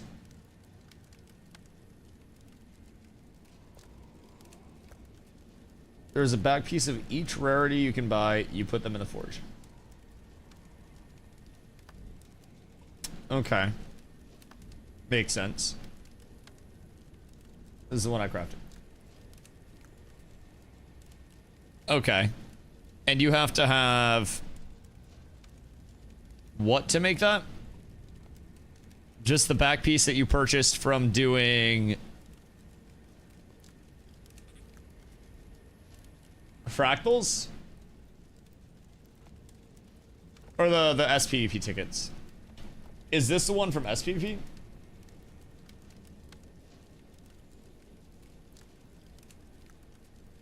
We got so much information going on right now.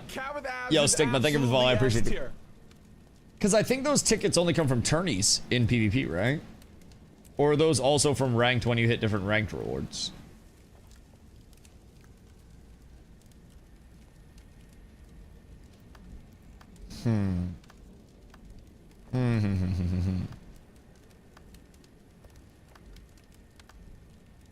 So, wait. Why is... wait, I'm confused. Why is top 50 like a 60% win rate?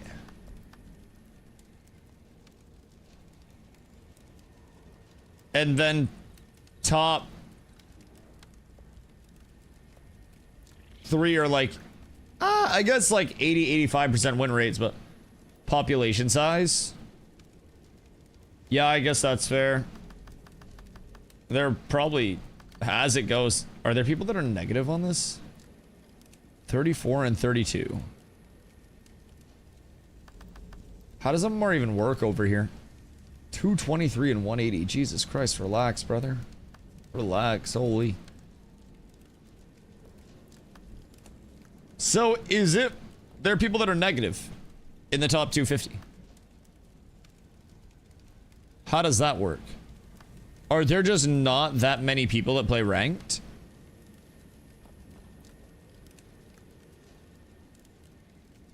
You climb so high and then you win one and lose one? Oh, right.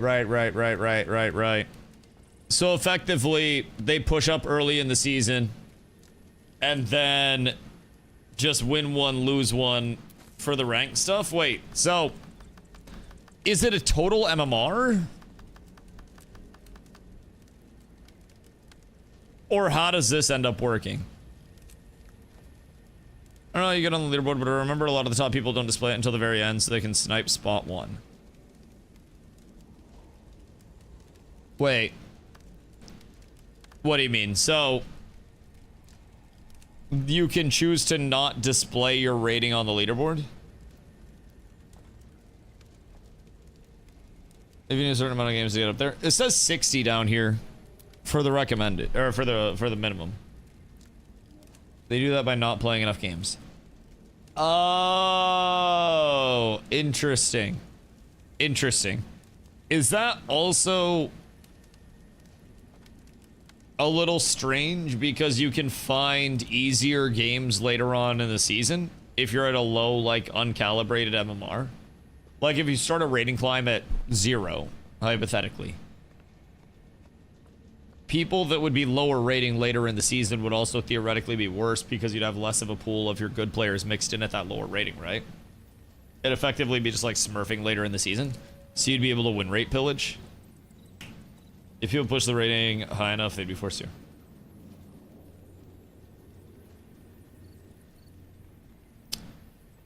Because they could only earn a certain number of rating. No one's so bad. Well, we got other priorities first. House, yard, jobs, YouTube videos. We have far too many things. Far too many things that aren't a dog right now to worry about first. Someday, Someday, when you make millions of dollars, maybe you can have a dog. But until then, pass. We have our squirrels. Bro, we have a squirrel that's just like apparently cool with us. I went out to smoke and dude was eating some sunflower seeds. And because I throw out like sunflower seeds and shit for the birds and squirrels and stuff. So he was on the deck eating some sunflower seeds. And it was the same squirrel that I tweeted that was like laying down on the deck eating earlier. And he's like getting too comfy type shit. So we go out there and he sees me going out to smoke. And he doesn't even like leave the deck or anything. He just stops eating and then looks at me. And then he climbs up on the railing and then just like plops down and lays down and is watching me smoke. It was very interesting. It was like he was a little too cozy, all things considered. But kind of a cool experience, I will say. He has rabies. He's looking to spread it where his next victims. It's all cooked. No, it's probably the heat wave, bro. Homie's just hot as shit. How long is this? Oh, that's 3 minutes. We're cooked. We're cooked. Never mind. I'm out. I'm out. It's literally just a prank. Literally just a prank. Unironically, animals get more friendly when they have rabies. So this is also just to counter. We feed these animals every single day. So they're very familiar with us. And this squirrel is, from what we can deduce, the second generation of the squirrels that we've been feeding, because the first time it came around, it was the mom that we had been feeding for a while and then 2 babies. It was a family of 3. So the first time it came around, it stayed off with its mom. But like the squirrels will literally come around the same time because I am on a morning routine. So I think it's more the fact that we feed them consistently so they see us as like food supplier instead of anything else. The squirrel also was drinking water, so that kind of discredits the whole rabies theory. I keep water out there and everything for it. It's just that we have an actual animal sanctuary. Like, the pigeons will eat out of my hand. I will put food in my hand, like, you know, just sunflower seeds and shit. And I'll crouch down, and the birds will walk up, and they'll just, like, start eating and plucking out of my hand and shit. They've, like, jumped up on my hand before and let me fly them around and stuff. It's surprising how chill animals are after you've fed them for, like, over a year. They kind of get too cozy sometimes, I swear to God. We've had territory wars where the fat-ass pigeons come up to where the small birds eat, and they try to take the small birds' food, so I had to hold down the small birds area for a while. Hubs, what up, brother? Hope you're having a beautiful day, my dude. But yeah, no, it wasn't like an overly friendly thing. Like, if I actually go out onto the porch where the squirrel is, the squirrel scampers off. But, like, our porch is enclosed with glass, and then it has the deck outside of it where the seat is. So basically, we just go out there, and I make sure I'm not, like, making a ruckus or anything. I hang out, do my thing. Squirrel hangs out, does its thing. And then we both just go on with our days. You need 100 PvP league tickets to get the Ascended PvP back piece. To get league tickets, all you gotta do is complete the reward tracks, and you obtain them. Wait, PvP? Which reward track? Cause I might be doing the wrong one. Says any of them. Oh, really? League reward track, not those. Okay, these. It's too hot, and I'm off until the 14th. Dude, it's hot as fuck. It is really, really, really, really, really, really, really hot, Senor Huffington. I can vouch there. Maine is 95 degrees and pure sunshine and heat and terrible right now, if I'm being completely honest. It's uncomfortable. It's unpleasant. And I don't really appreciate it. Like, I had to move my pepper plants out of the sun so that way they didn't get cooked. It was a tragic experience, if I do say so myself. Uh-oh. Well, that's not good. That's not good at all. There we go. Alright, we win now. Sir, I would like to deliver some bonkenings, and I have a feeling you're really going to enjoy them. It's courtesy of me being able to cleanse all this silly shit that you're throwing out, big dog. Oh yeah, he does not like the Dusty assistance now. Bonk. All right, cool. We dealt with that well. We'll get the X on 1. Ow, dog. What if you fucked off? And then I probably should have anticipated more damage coming in, I'm not gonna lie. I had a half second and I didn't switch. Oh shit. I kind of like greeted the swap. Oh no. This might be the end of Wakanda as we know it. This might be bad, my boys. I don't know if I make it out of this alive or not, but I'm gonna try with everything I have to do just that. And I might be able to put up a fighting shot, but it's gonna be a little tough. Oh wait, big homie over here. Hold on. I can get the X here. Dunked it. And then he's also knocked. Wait. Did I win both fights? Am I the greatest? Am I undefeated? Who's this? Oh, he's also undefeated. Lefty Tormentor goes crazy. Good fight, big dog. Well, I didn't even know that was a player. He's so little. He's so tiny. He's like, I thought that was an NPC, bro. He's so little. Oh my god, that's crazy.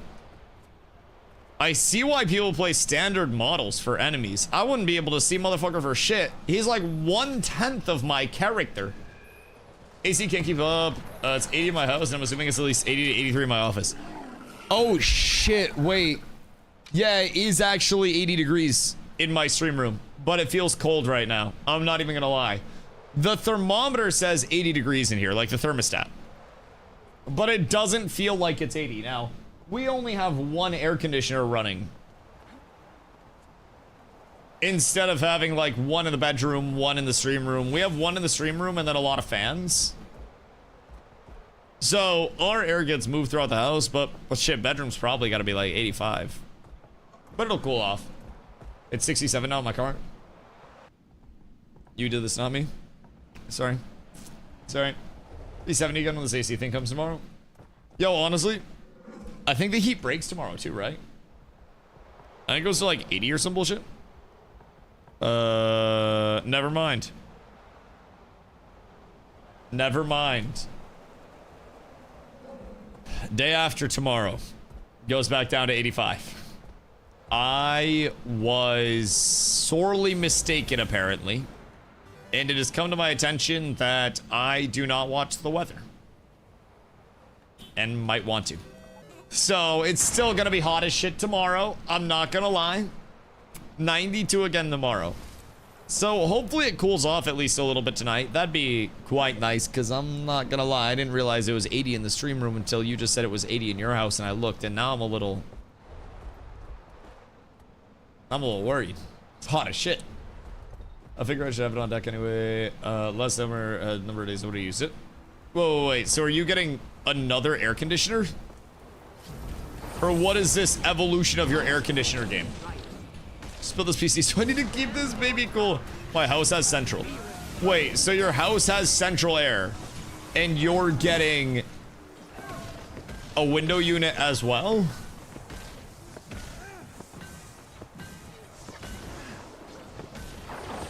Brother's going fucking crazy with it. It's not a window, but same shit. Why don't you just get like a heat pump? Like a mini split? Or is that what you're getting? Because honestly, mini splits are pretty efficient. It's just like a smaller version of like a central air intake that just covers less of an area. Basically that, but cheaper, less power. Yeah, that makes sense. So you just got like the little baby version. We love to see it. We do not love to see it. Don't make Hoofsy feel like he's doing something good with that. Don't promote him. I'm getting a portable AC. Those are just like the little wheelie things where you put like the drain hose out a part of the window and then you have like the rest of the window that's, or not out of the window, you put the drain hose somewhere or some bullshit or as like a tank and then you like put it in the window. Better than window units, IMO. Why? Because you can position them throughout the room? Honestly, might not be the worst for a second one for us. To just get something that's like one of the mobile ones that fits in whatever window. Because we do have some awkward window sizes up in this bitch, I will say. I will say. I think I'll set up the TFSA to maximize my dollar growth. Fire. I'm proud of you. Now don't fucking touch it. And then congratulations, you've won. You just let that accumulate. You just add money to it whenever you can afford to. And you, my friend, have safe returns on your cashola. I started D3 seasonal, 2 to my cooked. You'll have 6 hours of fun content.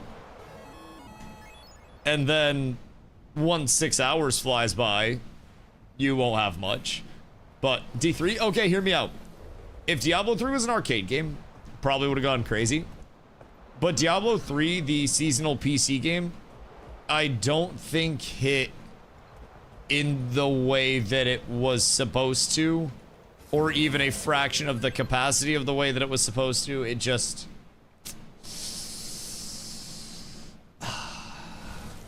sad to me. Played the absolute shit out of that on release. All of us did. All of us did. After the scuffed launch, with the real money auction house, we all played. We all played. We witnessed it. And we wish we hadn't. We wish that they had just stopped with Diablo 2 Lord of Destruction and said, hey man, we're going out on top. They did not do that. You either die a hero or live long enough to see yourself become a villain. And the Diablo franchise may or may not have seen itself becoming a villain. Better find blues for big money. Bro, back when you had to farm up your Nephilim Valor stacks and then everybody was hitting Alkaiser runs, and Alkaiser was one of the largest content creators on Twitch. Pepperidge Farm remembers. Pepperidge Farm remembers when Alkaiser was an actual fucking celebrity in those parts, man. It was truly different. The impact that Alkaiser runs had on that game. How about Athene? Jesus fucking Christ. Names I have not heard in a fucking sec, man. God damn. Yeah, different era entirely. Jesus. Jesus. Yeah, entirely a different era. Wild times. Wild times. But yeah, D3 is one of those where if I went in with like a 24-hour challenge, right? Say we did it for a sub goal, right? One day of Diablo 3 to try to push leaderboards during the season. That could be fun. We get a squad together. We level 1 to whatever we can. And then we try to get on leaderboards for group rifts. I think that'd be pretty fun. But I wouldn't put in like weeks of time doing that or anything.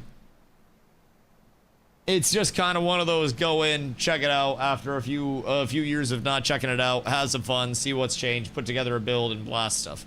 It can be fun for a couple of days. Like if we had our community go over and we did like a private season, then it might be fun, but looks like I'm gonna wait for sundown to do the lawn. Oh yeah, I would neither mow nor water right now. That's a good way to not have a lawn. There's a certain level of like heat tolerance, but when you cut the grass short, that shit can get cooked super easily. And if you water it, can also get cooked super fucking easily. Like very easy. Do you ever end up playing D4 after beta? I want to say I went back for a little bit, but it doesn't stand out to me, if I'm being honest. So if I did, it probably wasn't much time whatsoever. I won't cut it short. Shit, I wouldn't cut it at all right now.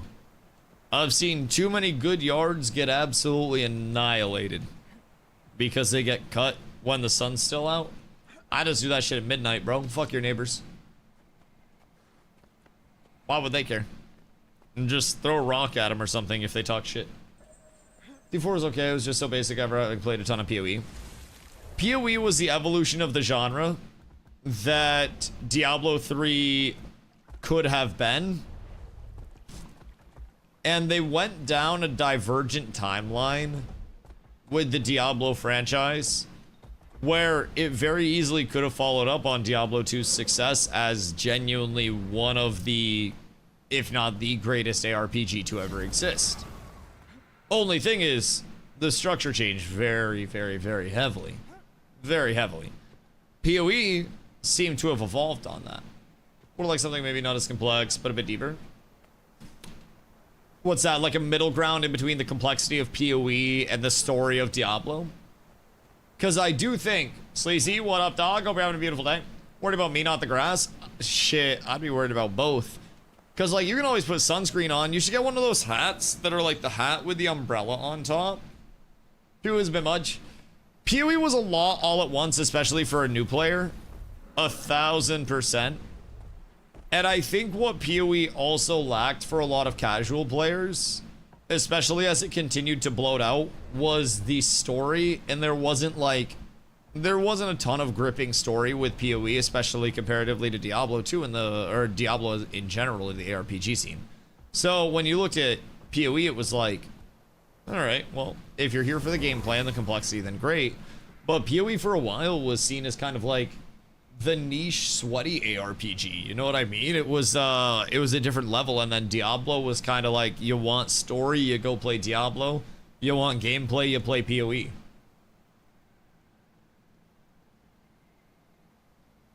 What do I get for sleeping on a robo-mower? Well, hear me out. Is somebody backcapping my ruins?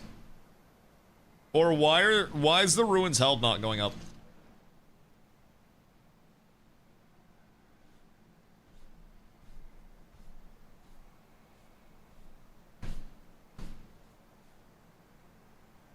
PoE was an indie game. Yes. No.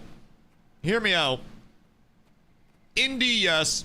They did also have incredibly experienced people at the helm of GGG. Where, yes, GGG indie. Before being acquired. But it wasn't this level of like, here's a bunch of completely inexperienced people coming together to defy the odds. Even original GGG was still very talented.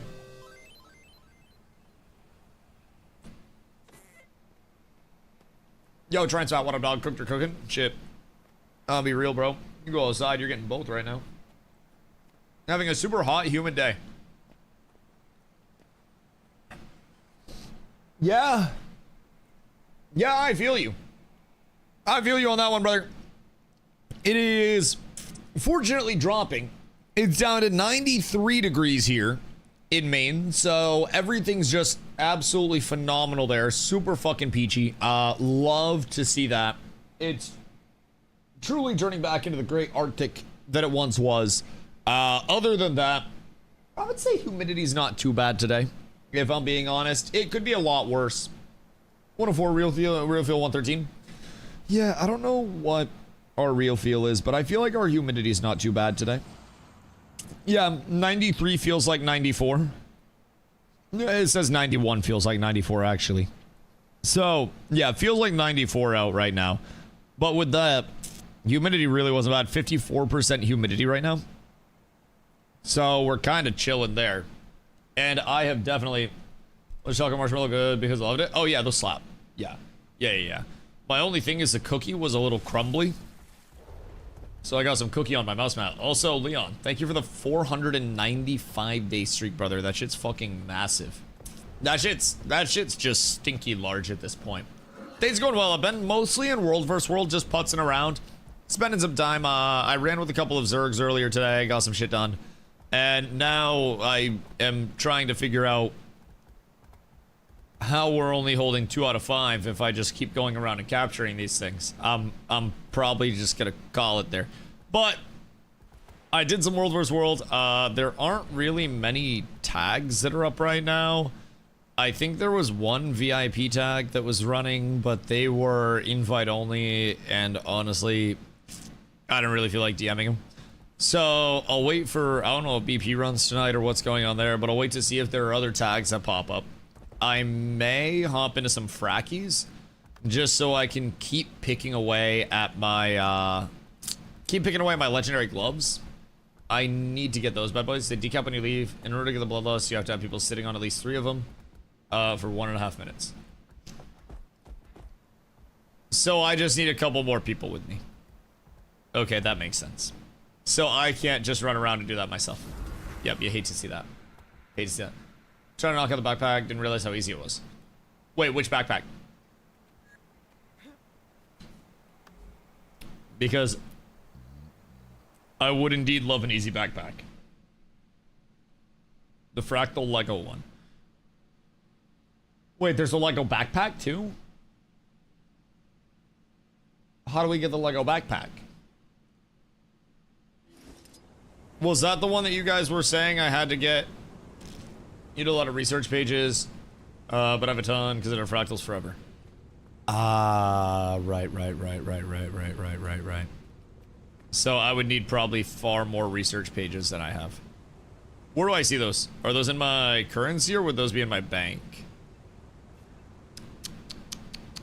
Research notes. These. Acquired by deconstructing items with research kits. And there are so many fucking currencies in this game. Jesus Christ. There is so much to try to learn to keep track of. So where are we finding aforementioned? What is this? Charging station. Used a little under 100 so far. Where would one find this cape? Over from the fractal vendors on this side? Or is it like achievement? I like it. Because I'm definitely trying to work on that as well. I would enjoy having that. I need to grab these, actually. Eh. How does one... Oh, bruh. Bruh! I hate this stupid giant mouse. There we go. Thank God. That was going to absolutely consume me if I didn't get it. There we go. Or tremendous. Achieve? What's the name of the achievement? Because I definitely need to make sure I'm chasing that one down then. Because my incursive investigation is the one that I'm working on right now. That's for the gloves. I am 66% of the way done that. So we're like, we're almost there. Almost there. And I also need to go check in with Mr. Mistman. So I'm gonna go hit that real quick. But I need to make sure that I'm still running my frackies and not being lazy as hell. I don't have access to this map. Aren't I on this map right now?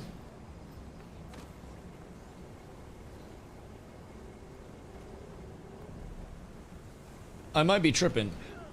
But I'm like, I'm literally here. Just did the entire ride home without getting yelled at ever. Wait. What do you mean, did the entire ride home? Like on autopilot, or you drove?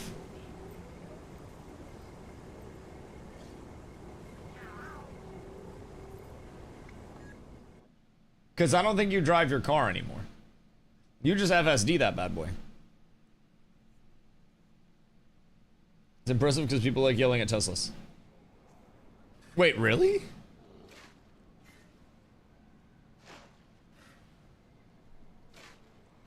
Do people yell at Teslas that much? Was streaming my face. Ah, okay, so his Tesla didn't yell at him. So basically, FSD is just like fully cooking right now. Is effectively what you're saying. We love to see that. We love to see that. It's such a cool concept. Once vehicles go autonomous and every vehicle on the road is autonomous, whenever that may be, it'll be interesting to see statistics about the reduction of crashes due to autonomous driving. People throw shit at Teslas. The Legion calls. Why?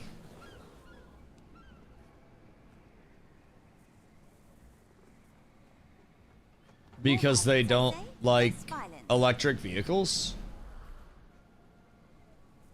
It's very strange. It's very strange.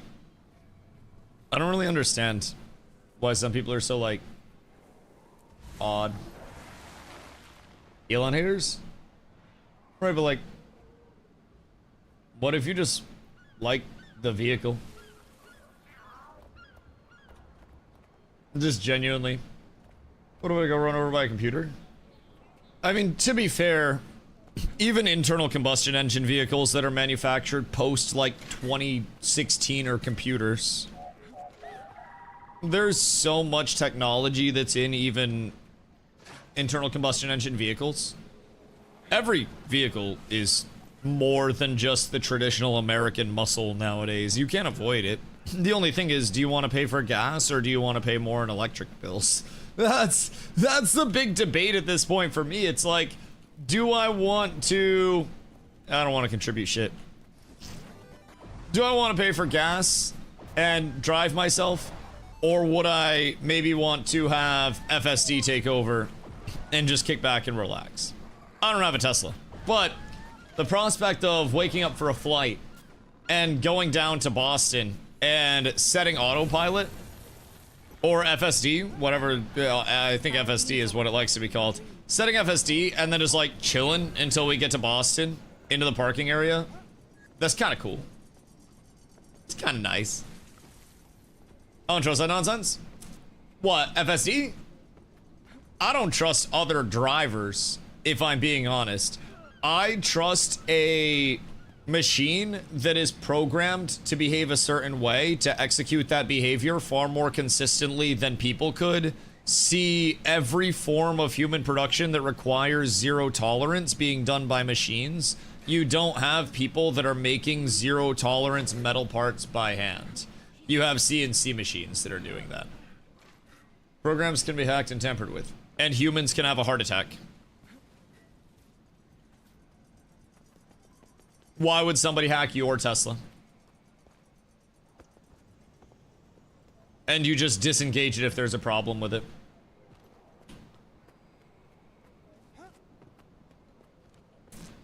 What do people steal? No, like, more specifically, what I'm asking is why would somebody hack your Tesla out of all Teslas? Like, that's the thing. I know we can all sit here and be like, oh my god, if I have a bank account, bank accounts get hacked. People steal investments. Oh my god, houses get broken into. Why would somebody do that to yours? The odds of it happening to you are incredibly low, even if something like that does happen, and I think it's like 0.00001% fear mongering. It's like, what happens if my internal combustion engine explodes? Or something lights on fire, you know? Wouldn't just be the one car. I think you're coming up with scenarios at this point in time. If they're doing that, they're hacking multiple. So, you're now assuming... reasonable. Okay, hear me out.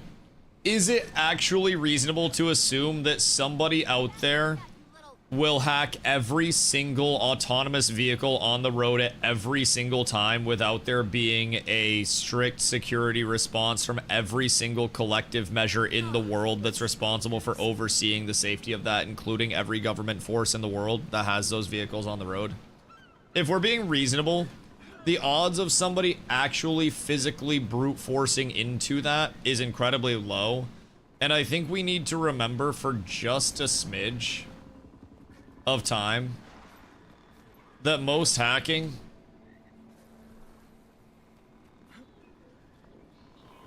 that actually occurs is just somebody giving access credentials, and it's not actually these crazy, you know, black hat hackers that are nefarious. It's just somebody out-rizzing an old person.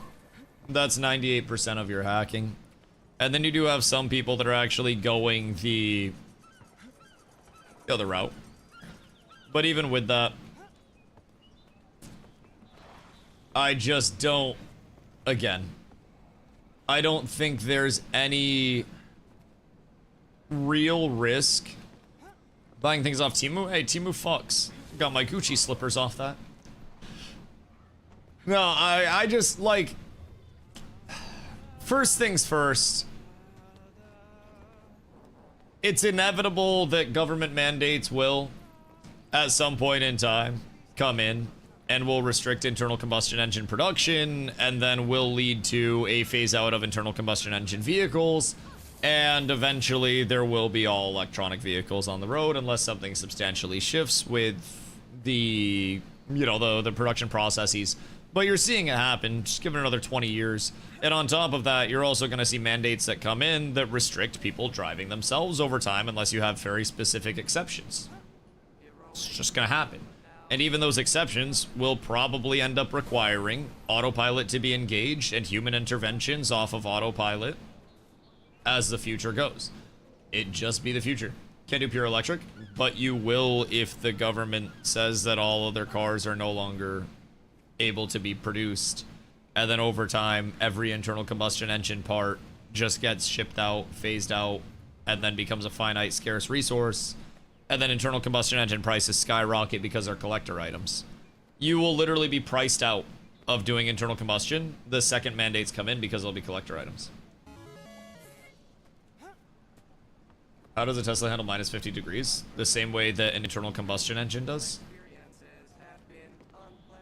You can literally run Teslas in cold weather, brother. I'll tell you that right now. Nin, do you have a Tesla?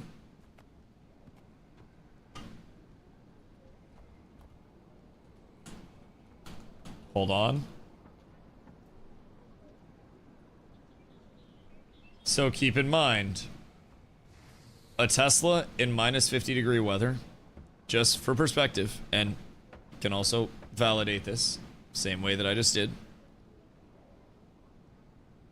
A, you're gonna lose battery life, right? As any battery does, because it's colder weather. 20 to 50%. It's typical battery life loss. However, you can plug in your Tesla, or not plug in, sorry. You could basically sync up your Tesla to your mobile app, and then you could start it before you got in. Same way you do with a normal vehicle. Just need a jump start usually. EVs heat themselves in the same way, brother. You would just pre-start your vehicle. So a fair bit of work to do before they can mandate it. Oh yeah, it might not be something we see in our lifetime, but eventually, like, we will see EVs and we will see full self-driving and we will see less human intervention to where we get in a vehicle and it's just boop. And then we'll also start to see the shift out of people actually owning their vehicles because there will be such an availability of fully autonomous taxi services. So you'll see the normal person, even in more rural areas like Maine where we don't have public transport, go from owning their own vehicle for convenience sake to just ordering from a fleet of fully autonomous vehicles that are around even more than Waymos and shit are now. It'll be a complete shift, but I mean, again, may not be. But I still think we're all dead before that happens. To be grim. I think we're all dead before that transition. I think what we'll likely see is the start of it where internal combustion engines get very expensive and become collector's items. Is my prediction for things. It's like, once the EV shift really hits and production starts to become restricted in certain areas, you could very much, thank you, my goat, you could very much see internal combustion vehicles just go to that, like, how do I say it, like the bougie status, where it's like, oh shit, you hear the exhaust on that thing? Wait, you got a part for that 3 years ago? Holy shit, that's crazy. Been doing any core map completion lately at all? I haven't, because I want to work on my gear so heavily. Like, I got my core story done, and I've been wanting to work on gear immensely heavily, which I want to do some frackies as well. If anybody wants to run fractals, I would be more than down to just blast some frackies, because I feel like I still need a lot of those. Even like, I'll do quick plays, I'll push up if people want to push up. I'm down to clown. Personally. Which fracks you need? I'm just trying to get my gloves. So, like, I'm down for quick plays. I'm down for pushing fractals up. I still need 150 of the trophies or whatever from quick plays, but I have 88 agony res, and I just go in an alacrity bot. So like, I heal in alac. I chill. I don't even need to be like fully bissed out for anything. So if we want to push up for dailies and whatnot, I'm down.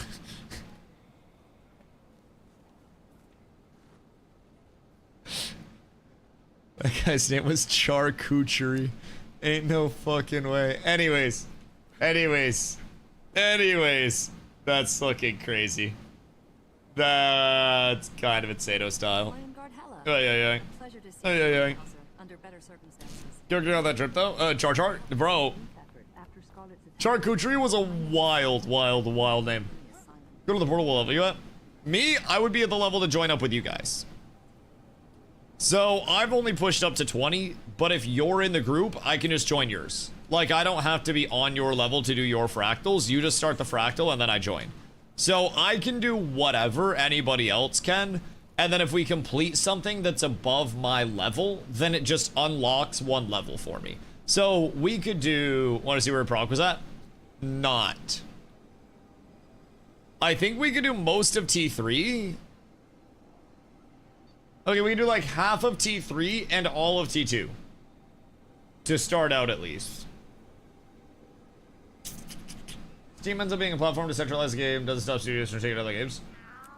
Hear me out. The people still don't want to hear this. But Roblox as a platform has a higher peak concurrent player count than Steam does. All time. Roblox has the record. The people don't want to hear that. The future, Nin. The future is not Steam. Because guess what? Lord Gaben is old. Lord Gaben is a mortal man. And at some point in time, heaven forbid, our Lord Gaben will return to the gods which created him with their bare hands. And our king will rest once again upon his throne that he once left. To ascend from... Wait, descend from the heavens to us and bless us with Steam. And there's a good chance that Steam goes to shit. I hope it doesn't. There's a good chance. You know how creative changes can go. Roblox. Roblox has the youth.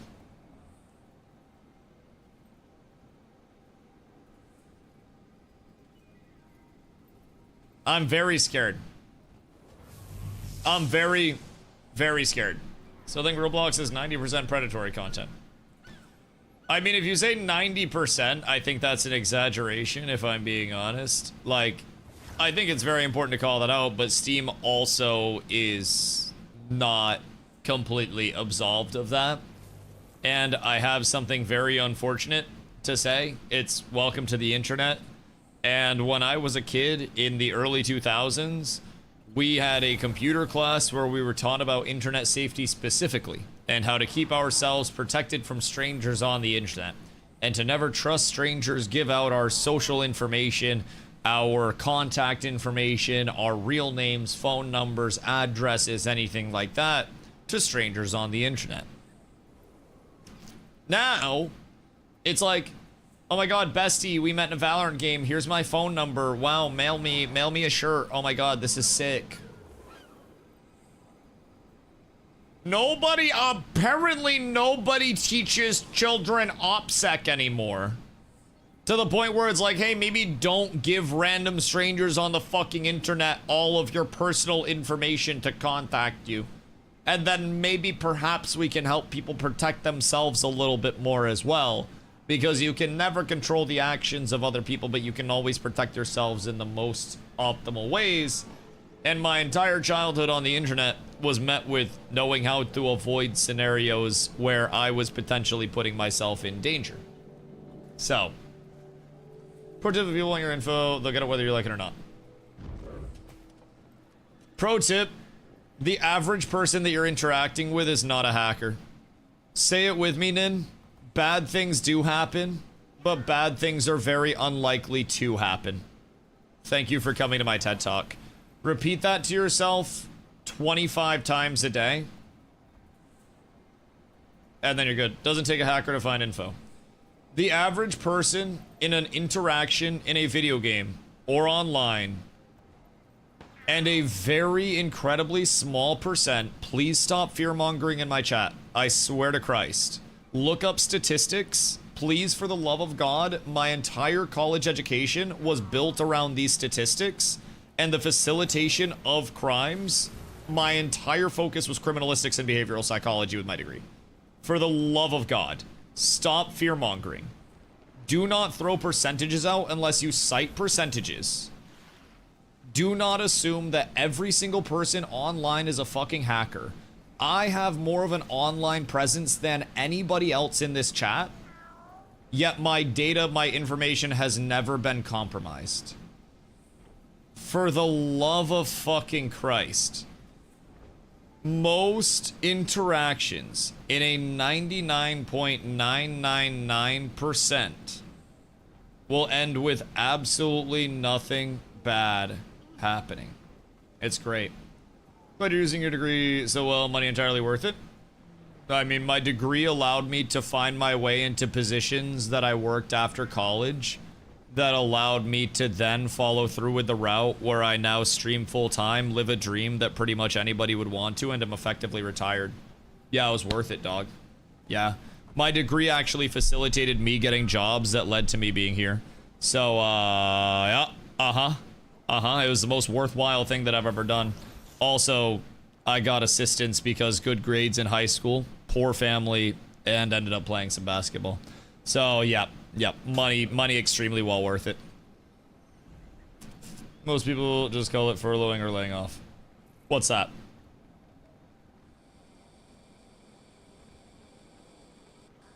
Getting jobs? Or doing something for years? I'm confused. Allowing me to stream full time. Yeah. I worked multiple positions that allowed me to build up a nest egg to financially support myself so I could make the leap to stream full time without having to financially worry. Yeah, no, that's not for lowing or laying off, but yeah, take the parasocial route, big dog. I don't know if you're trying to rage bait or what, but like, my college degree allowed me to work at a college directly after I graduated from college in an admin position, which built out my resume substantially, which then allowed me to work more financially rewarding jobs, which then helped to build a little bit of a nest egg, which then transitioned me into other jobs, which then led to me being here with a nest egg that I was able to build into streaming, which then allowed me to effectively go full-time now on stream for 3 years with no pressure to stop or no running. What are you doing with your degree? What you up to today, Mac? Real question. What are your plans? What do you do this week? Because I went to 2 concerts this week. I went to Tampa, and then I came back. I went to another concert because of my degree. It's beautiful, beautiful. I'd say my degree was well worth it. Thank you for your concern, though. I live a beautiful life because of my degree. I appreciate you, dog. But again, I would encourage you to not try to be parasocial and not try to assume the usage of anybody's degree. My degree was pivotal in me being here, and I wouldn't be here without it. So yeah, I'd say the money was very well worth it. I still have lasting connections to this day off of that as well. I still have facilitators that helped get me here that built out my personal name and allowed me to have so much of the things that I have. So as a software engineer every day, I try not to make use of my degree. Oh yeah, I don't want to directly use my degree, but the degree as a resume builder, keep in mind, I played basketball in college too. Like, to assume that I only went to college and spent money on nothing and got nothing out of it, again, is such a fucking parasocial Reddit neckbeard take. And I just don't understand why somebody would come into somebody else's chat when they could do anything with their time and try to hate on somebody that's clearly living a beautiful life. I never understand that energy, but like, it is what it is. I don't really get angry, I just feel empathetic because there's clearly a reason why people bring that energy in, and it's usually because they're a little unhappy with themselves. But yeah, my goal is to literally never use my degree. And if things continue in this degree, I hopefully will never have to. But the simple facet of getting my degree enabled so much for me to progress in like the professional world that again wouldn't have been possible for me to even get a foot in the door without that degree in the first place. I made connections through the gaming entertainment industry that were absolutely instrumental in me learning and having resources available that enabled me to carry that over into going full-time on stream. I, through my positions that I worked directly out of college, interacted with so many people that were successful streamers and got to pick their brain about it, about content creation, about the esports side of things, tournament organizers, organization owners, and brand owners of some of the largest brands in gaming because of my degree. It's a cool thing.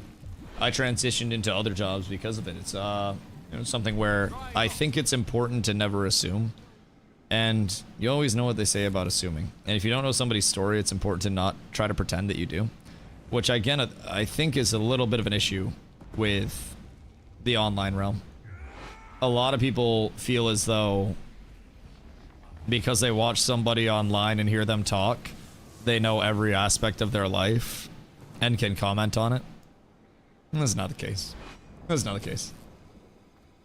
Anyone in San Diego have restaurant recommendations or places to go to? Nin, we already have all the restaurants planned out. Brother, this is year 3.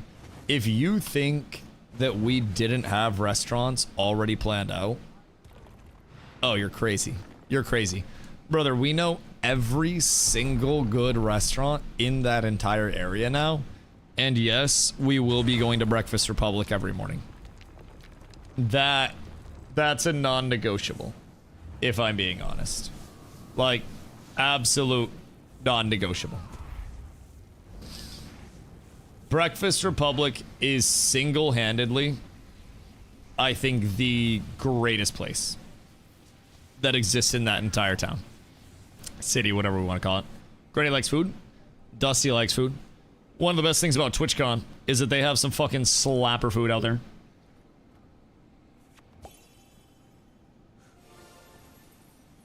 No, I know what you're saying, Grenade. I know what you're trying to say. Good breakfast is okay with me. Dude, the prices aren't bad either. That's the best part of it. Their breakfast burrito is unironically one of the best breakfast burritos that I have ever had. Like, at any point in time.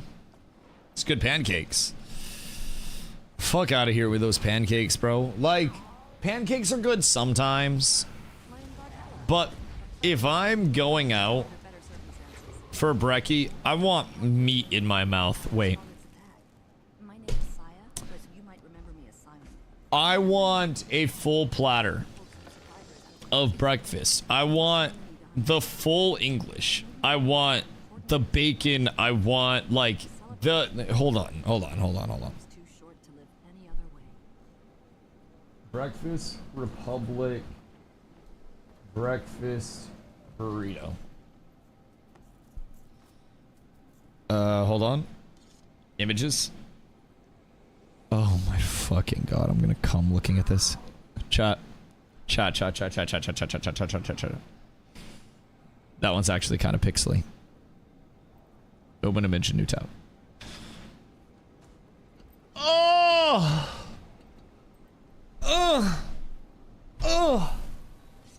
Oh, 3 big pumps. Oh my god, dude, it's so good.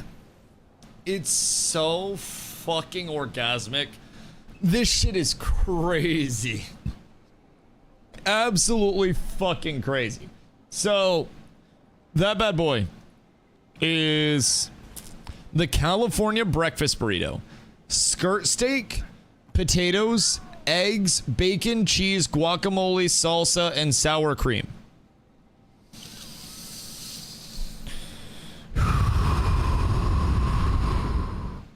And then it has potatoes in it. Look. Potato. This literally has potatoes in it. It has home fries, dog. Like, they take home fries and roll it up. That's... So, anytime you hear a Cali burrito, that bitch has potatoes. Too much stuff. You're a pussy. I stand on that business. You are not daring. If you think that's too much stuff, you wait and see what I'm gonna stuff inside you. I'm hungry now? Bro, it's so good. Me no like a lot. Are you a chicken tenders and ketchup guy, Grenade? I'd put some hot sauce on that bitch. They give you a red sauce. The only time it's too much is too much spice. Nin! Oh my fucking god, I'm so disappointed between you and Grenade, bro. Can I get somebody with a little culture up in this bitch, please, to talk about how awesome really heavily spiced food is and how much they love food that has some heat and large portions and shit that they can share in a social manner. For the love of fucking god. We need a splash of the culture up in this bitch. I love spicy shit though, so I gotta add something at least. That's what I'm saying. That's what the red sauce comes in clutch for. But Old Bay plus ketchup. Get the fuck out of here. Sriracha on it at least would be fire. I have a complaint about sriracha. Ever since the sriracha people changed their agreement with their pepper provider,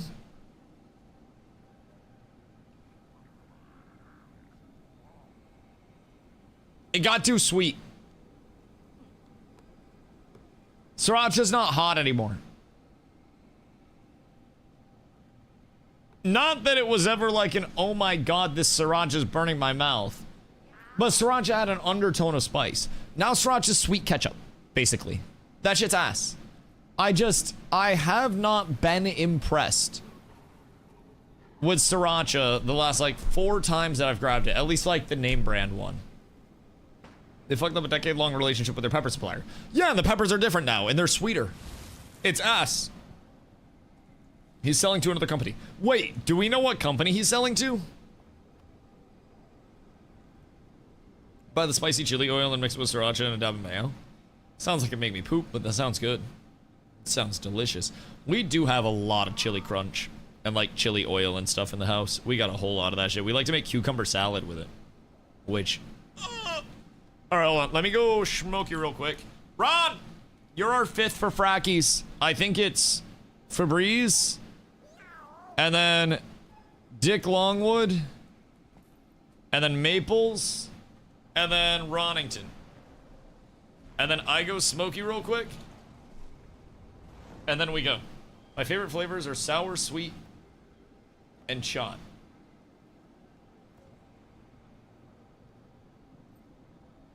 Shot? Hoi Fong Sriracha new recipe versus Underwood. Oh, wait. Wait a minute. Shots. Sour, sweet, and shots. Like alcohol shots? I'll be right back. I'll be right back.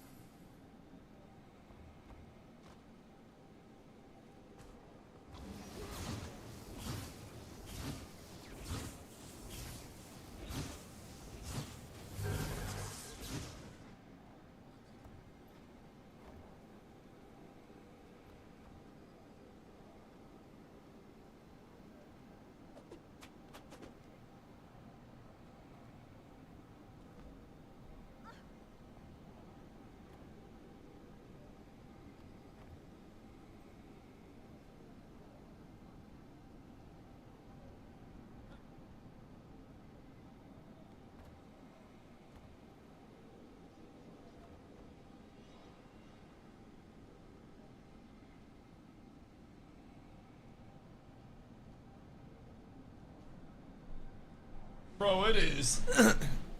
Oh my god. It is uncomfortably hot out. Like, this is some bullshit. I walk out to the porch and it's just hot. It's pouring rain here now. I would love that, if I'm being honest. If we got pouring rain to break some of the heat, I think that would be one of the singular greatest things to happen to me at this point in time. I got all the windows closed. I'm cool with it. It's going down a little bit. Garden is very happy. Yeah, I had... Oh, my parents' garden's doing well. I had pepper plants that had started and they were doing pretty well. And then the heat came along. Of course, all of the dailies for T3 are in the latter half. The heat came along and has slapped the shit out the pepper plants. So I had to move them into the shade today because they were starting to not look so hot. So I got those bad boys in a better spot now. Who are we waiting on? Where's Maples? Maples! I don't know if Maples wanted to come or not. I don't know who else we have if Maples doesn't want to come through.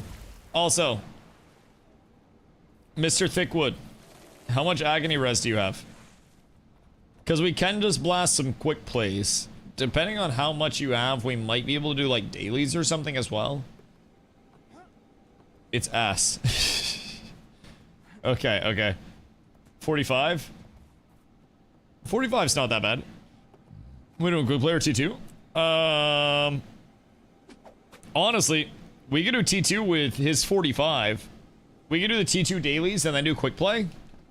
And then long would be good for that. What do you have in your gear right now?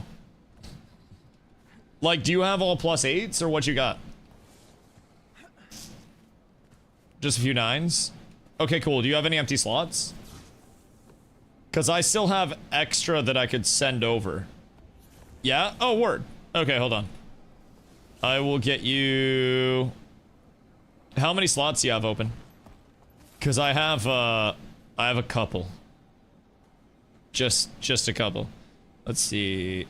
Mail item 2. Oh, you're chilling. I went to smoke anyways. Long thickwood. Isn't it like... I thought it was alt and then drag. Am I tripping? Uh-oh. Have one armor slot, and nothing on weapons, if they get them. Yeah, weapons can get them as well. How do I... It's not control. Can I not have them, like, searched for it? Alt drag into inventory. Okay, that makes sense. I'll send you 3. And then... Long thickwood. Sent. Okay, so that'll get you another 24. And then we're definitely fine for +2s. Providing you have a set of weapons. But we should be fine. We're making pickles tonight. Wait, pickles, you say? What kind of pickles? Because I feel like pickles are one of the finest form of food. I'm not even gonna lie. Those shits go hard. Last time I went up to see my mom, I came back with some bread and butter pickles. And Carla cracked those bad boys open recently, and I am very much so about to fuck them up today, I think. Last night, I made like a little teriyaki chicken stir fry, which came out phenomenal, I will say. Some simple dill pickles. Ugh. Are you just plopping the whole cuke in there, or how are you prepping them?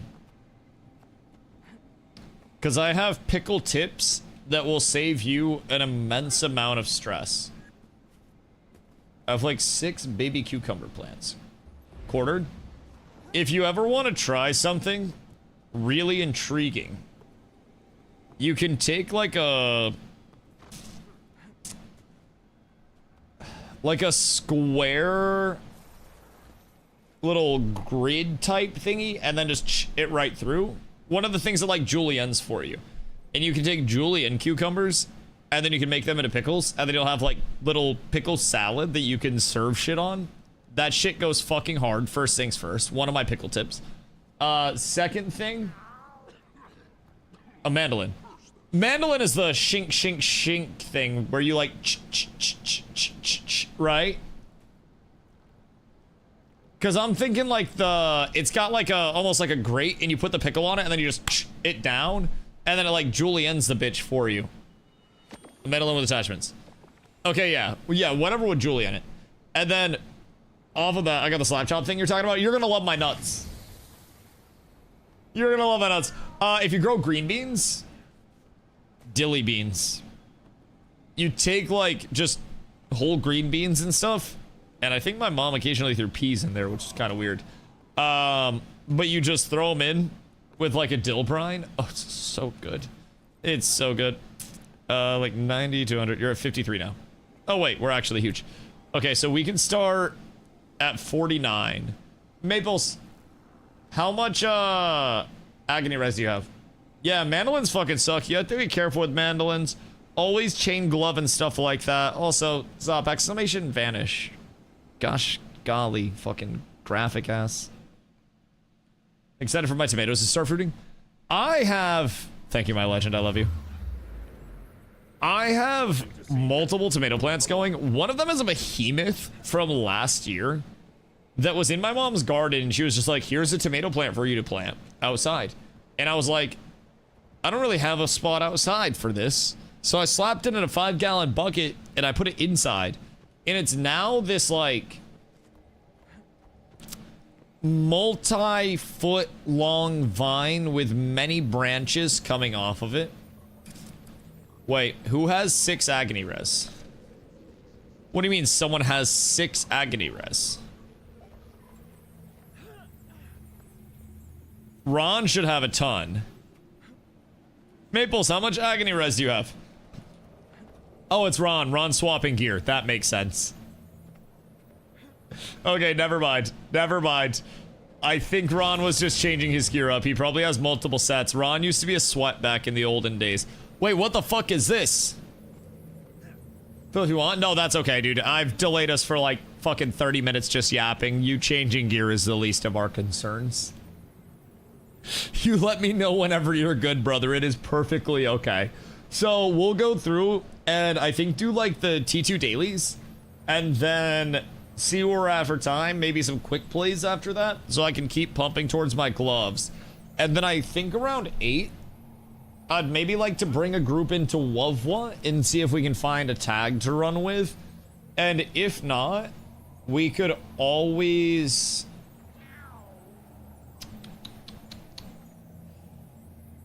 I don't know, we could always try to find someone to tag up. Strag, maybe.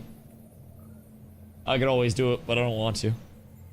But like, I don't know, we could always try to run with a tag. We could always try to sidecar for a group as well and play off of their tag with our own tag. So that could be nice. But there's a lot that we can do. So I'd like to get into WVW for a little bit, but as on level, no, that's okay, Ron. You take your time. You take your time. You do what you need to do. And then later tonight, I almost want to see if we could maybe get a group together for an impromptu raid type shit. I know there's going to be one on Sunday, but from what I've heard, there are a lot of raids to do. And I think we could probably blast one of those bad boys down, but I think it was downscaling how much I had on me because I was in a lower level zone. Oh, that makes sense. That makes sense. Yeah, try to come over to where we're at. And then you should be fine. I mean, regardless, even if you just perma-die, we can probably 4-man it, no problem. So I have 62 on this set. Oh, okay, that's huge. That's huge.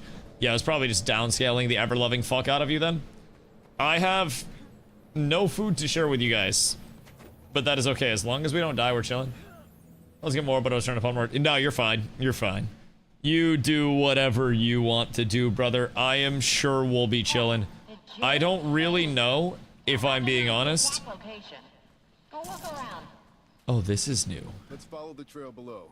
Wait a minute. Find, but survivors take priority. Are these new fractals in the new tiers? Because I don't think I've done this before. Oh, fuck. Parachute. Okay, I didn't die. First time. First time. We're so up tremendous. Have I done this before? This kind of seems familiar, actually.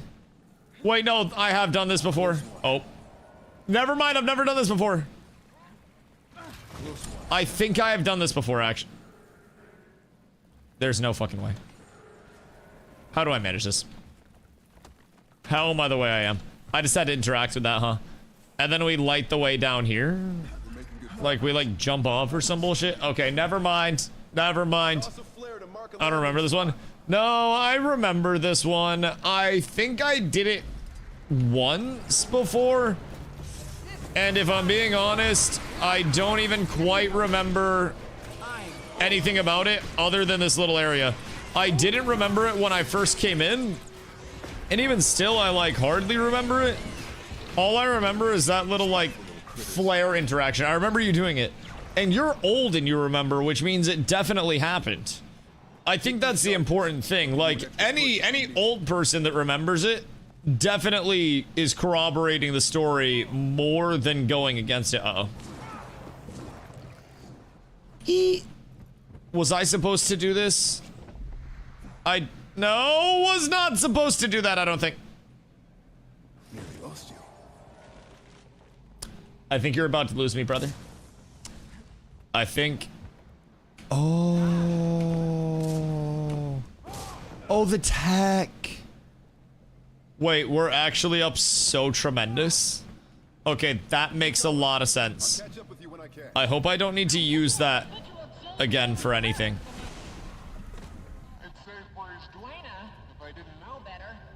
How did I get here? Wait, I'm so confused. Making my head spin. Defense, then Did I die or are we in the right place now? I feel like I just popped up here. I'm not even gonna lie. I feel like I just kind of showed up. I hit the little boosty thing and then I was here. This entire fractal right now is just an entire what the fuck is even going on for me, if I'm being upfront. I vaguely remember it, but it's the equivalent of vaguely remembering that one cartoon from years ago that you know you watched, but you can't quite place exactly what it was. That, like, one general animation. Do these just teleport you? Oh, okay, so these do just teleport us, so I'm not actually losing my fucking mind. It is just a teleport. How do we live here? What if I don't have... Oh shit, it's a special interact! Or were we supposed to grab this before we went? What's our special interact there? Yo, Prop Wash, what up, dude? Overall, have you been playing this game for long? I have been playing Guild Wars 2 for a total of 189 hours, which a little over 3 weeks. So with how much content there is in the general like Guild Wars catalog, I am nowhere near an expert on anything at this point in time.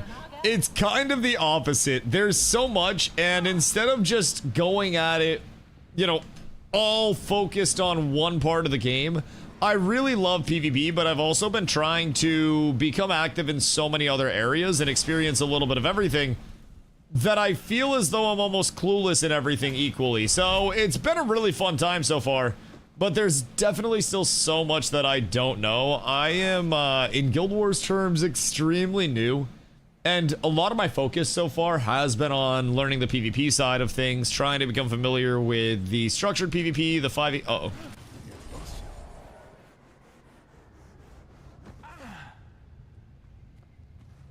Alright, bad things have happened.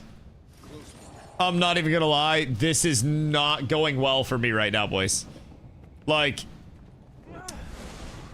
This is not the greatest set of Did I just get, like, the help arrow? Is this actually where we're at? Is this my fucking downfall? Because I'm not gonna lie, I hate it here. I actually think I may detest it. Okay. We're fine. This is great. So now I can probably boost. Boost. Shoot. And then I hope this does something for me. No!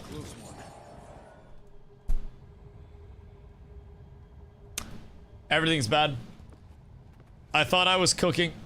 But maples don't cheer. Jesus fucking Christ. Let us know when you want us to activate the shortcut. I am the shortcut. Listen. I'm out here to inspire the next generation of gamers. Yo, Vazzy, what up, dog? I hope you're having a beautiful day. I am currently conquering fractals, and when I say conquering, brother, I mean conquering with record fucking speed. It is remarkable. Okay. Okay. Everything's fine. That... I don't know if that was the play or not, but that seems like it might be the... Jesus Christ, you're going so far. Okay. We hate this fractal. It's not my favorite. I'm gonna try to, like, Harry Potter this shit. Hold on. Okay. Okay. Uh-oh.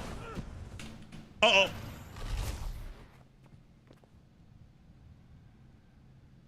Uh-oh.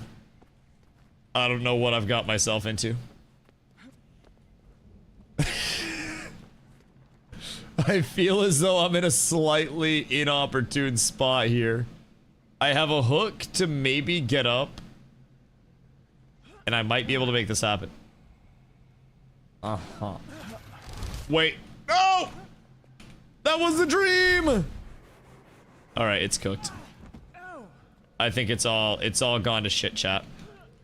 Am I supposed to get on these mushrooms? I'm gonna just let it go down. God fucking damn it. Jump forward and double tap 3. You can get double blast off 1 charge.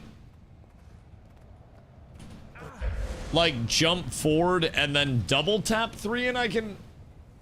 Wait, how does that happen? Want to hit the mushroom, it'll auto launch you into the hole.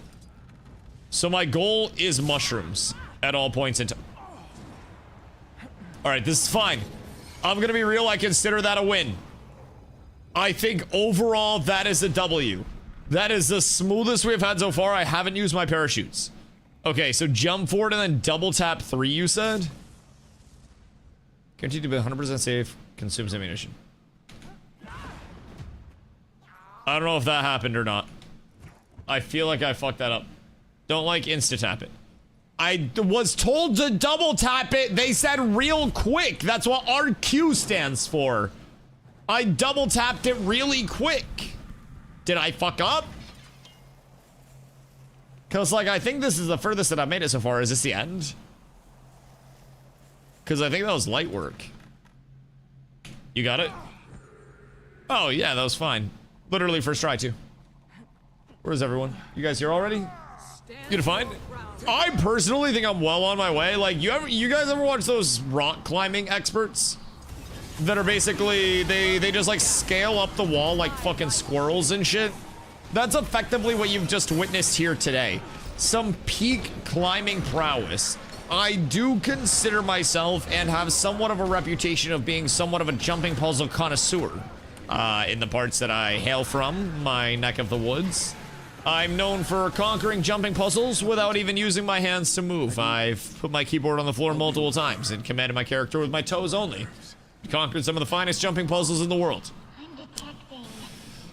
And all of that is a fucking lie. I hate any form of jumping puzzle or maneuvering when my feet are off the ground. It's just not good. Just not good. The main scroll from your Twitter ever get over the heat stroke? Bro, he wasn't even heat stroking, he was just vibing. He was just chilling. I went out and he like poked his head up and said what up. And he was just like having a snack. So I went out to check on him to make sure he was okay, because I keep water out there for the squirrels as well and shit.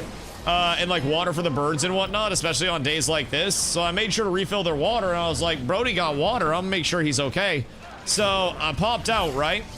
And as soon as I popped out on the porch, he kind of like popped up on his hind legs, and he kept eating, because they know we feed him at this point, right? So he popped up on his hind legs, and I was like, oh, okay, he's not dead. And then I went out to make sure he had water and top off their water, because they get like a little, you know, thing of water, and I just refill it on the daily. So I went to go top off their water, and he kind of like scampered off, and I was like, oh, okay, bro's chilling. And then he came back, and he was just vibing again. So I think for what... Oops.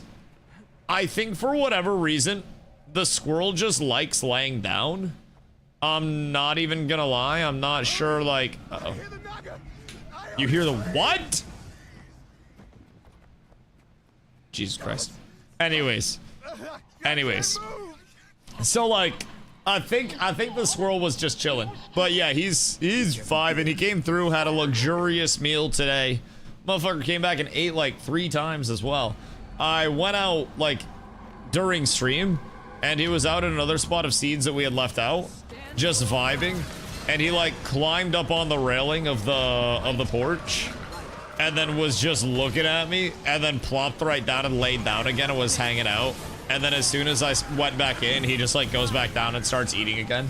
So, I'm gonna be real, bro. Even the squirrels be feeling this shit, but like, I'm doing what I can to help the little homies. They deserve a little bit of a hand. They're pretty chill. They've never bothered us or anything like that.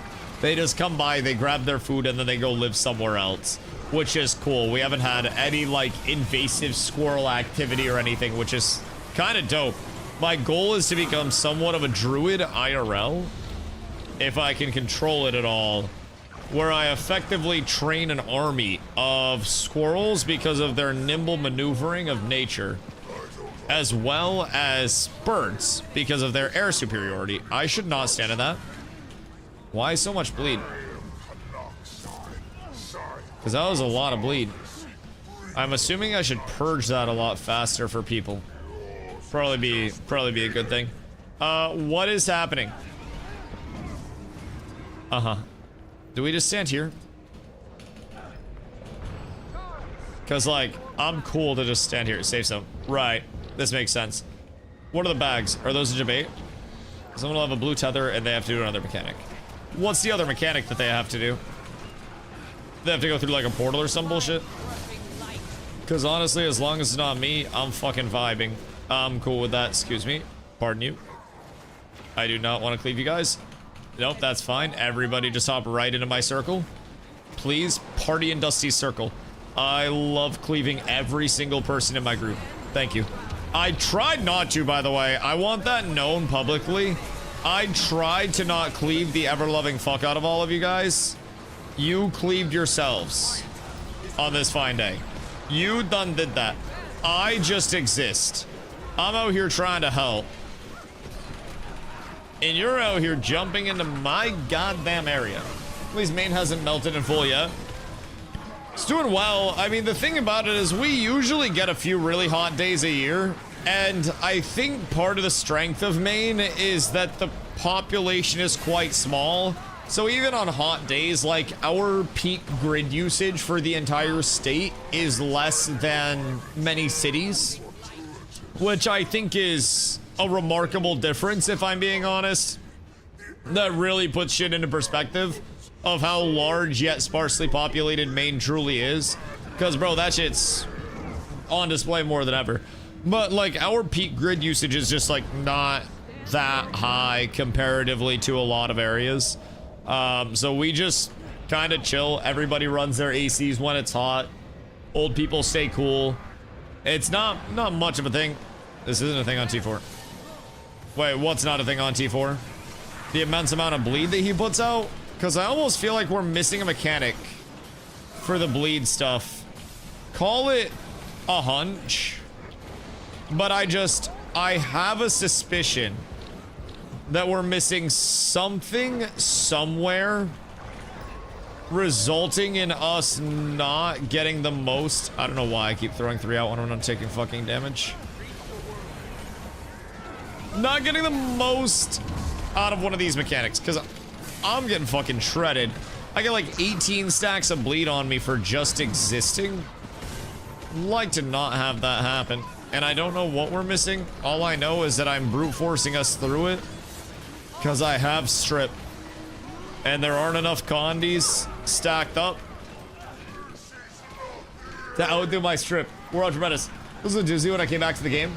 Yo, Puffed, this is a doozy for me right now. And I'll be real, brother. I don't know when this was added to the game, like in the timeline. But if this was OG design in, when, like 2013? I can only imagine that this was rage-inducing time and time and time again. And I can only assume the amount of damage that went out. Probably group killer.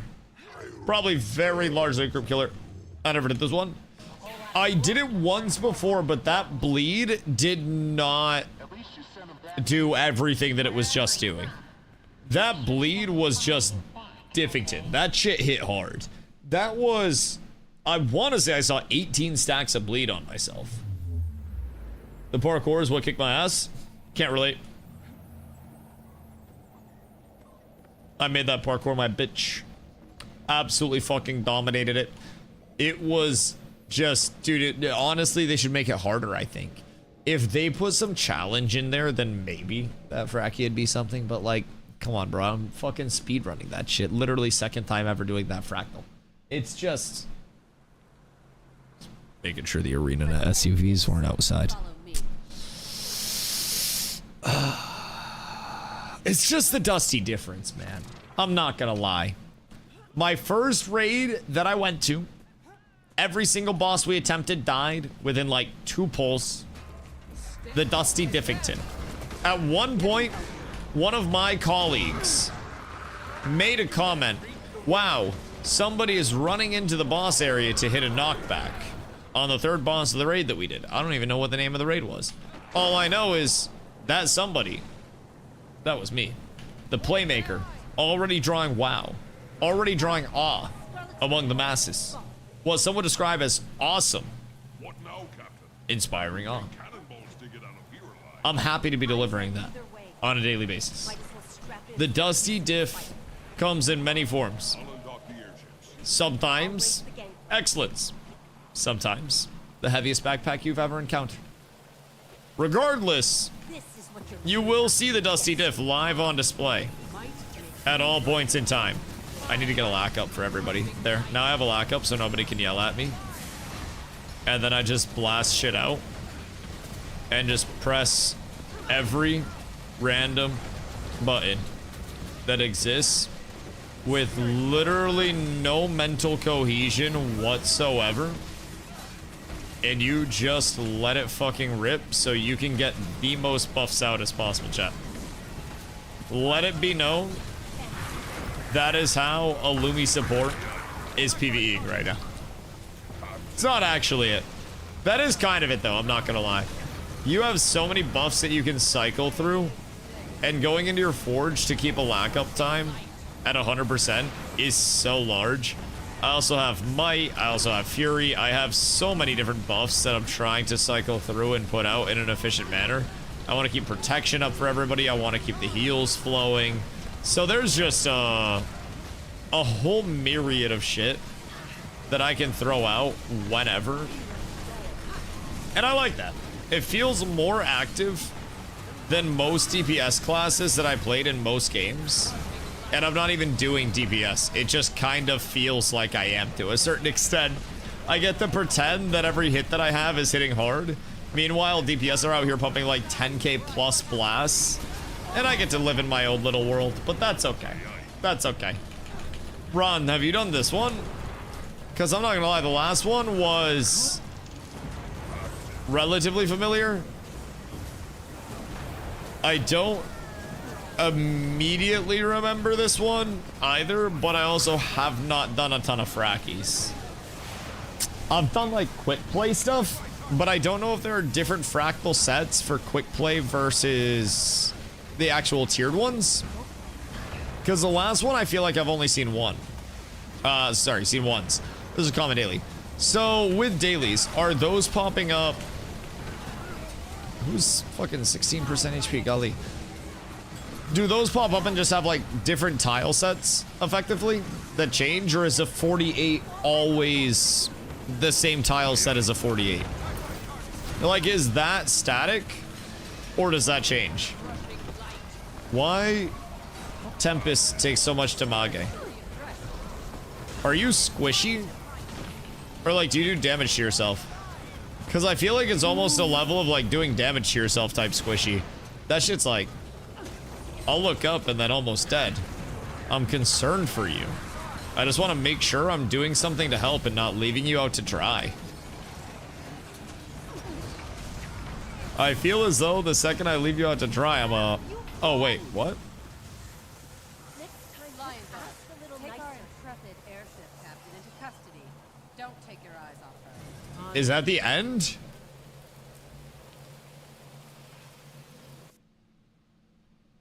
Was that really fast? That one's short.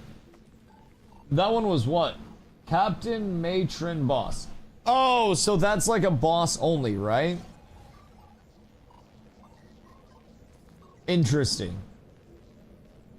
Interesting. It's Fractal 42. It's one of the most common forms. Because of how short it is. So you can just repeat that over and over again. And would completing a T2 give more of a reward on loop than doing quick plays if you could farm it super efficiently? Would that be the purpose of repeating that over just quick play stuff once we actually have Agony Res? Yeah. Okay, so effectively, instead of quick plays, we want to try to have everybody get up to at least 47 Agony Res so we can just farm that on repeat over and over again. Because I'm gonna be real, that was probably one of the most... I don't want to say this in a way that'll get it buffed, but brain dead things we've done yet. The difference between the final boss in 43 and 42... Bro, 43 I was kind of sweating. I'm not even gonna lie. That shit had my palms going. I had to actually save, like, cleanses for that. Okay, that makes sense. So we want to just try to push up and farm 42s with everybody as soon as we can. That'll replace quick plays. And then off of that, if I check my incursive...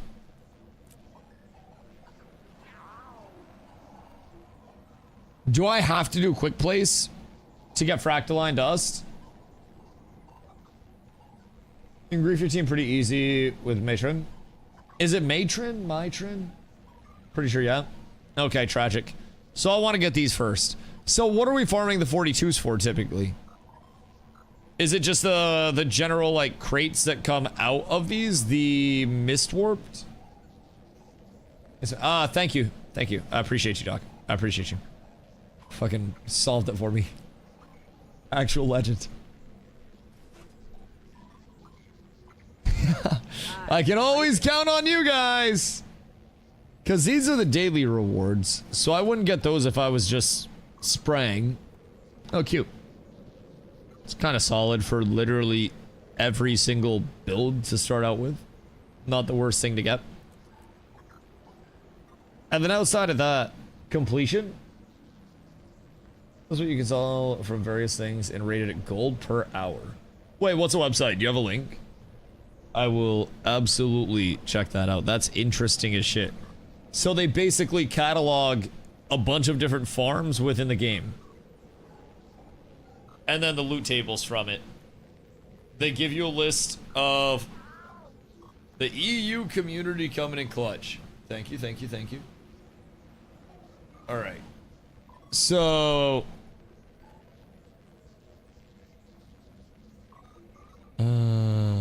but...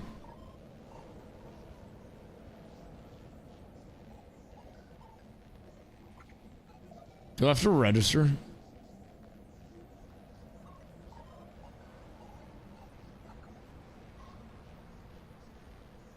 Boo. How do we verify?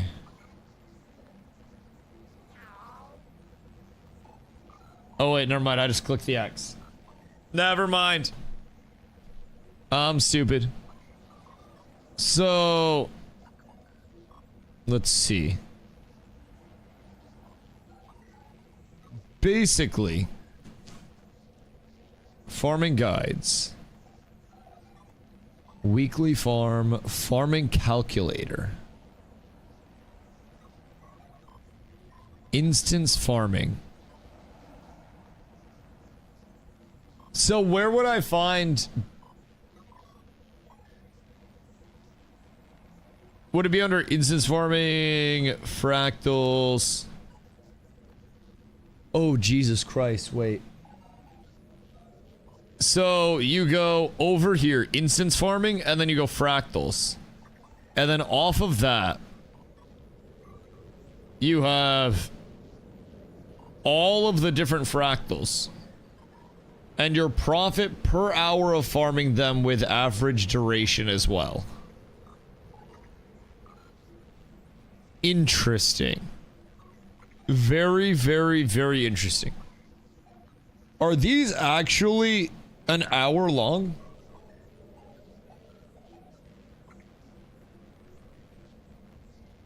Because that's an hour, right? Limit 1x daily. So people will go through this and they'll just do all of these higher tier ones and go down the entire list.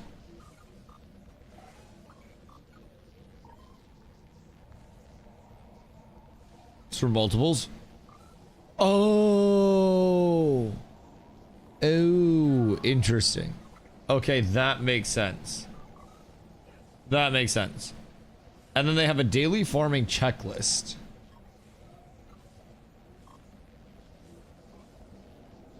And you want to go through the daily farming checklist. Daily active PvE, daily raids. Weekly PvE. Weekly raids. So you get like weekly raid bonuses as well? Jesus Christ. Use the website to check things that I do often or to get an idea of how to make gold. Yeah, that is, that's comprehensive. That's like more information than most games have allocated from community sources in one singular site. That's fucking crazy. Like, I think that's been one of the most insane things about the game. Somehow people know what team we're gonna be on for the next world versus world split before it gave us the world versus world splits. I don't really know how that works, if I'm being honest.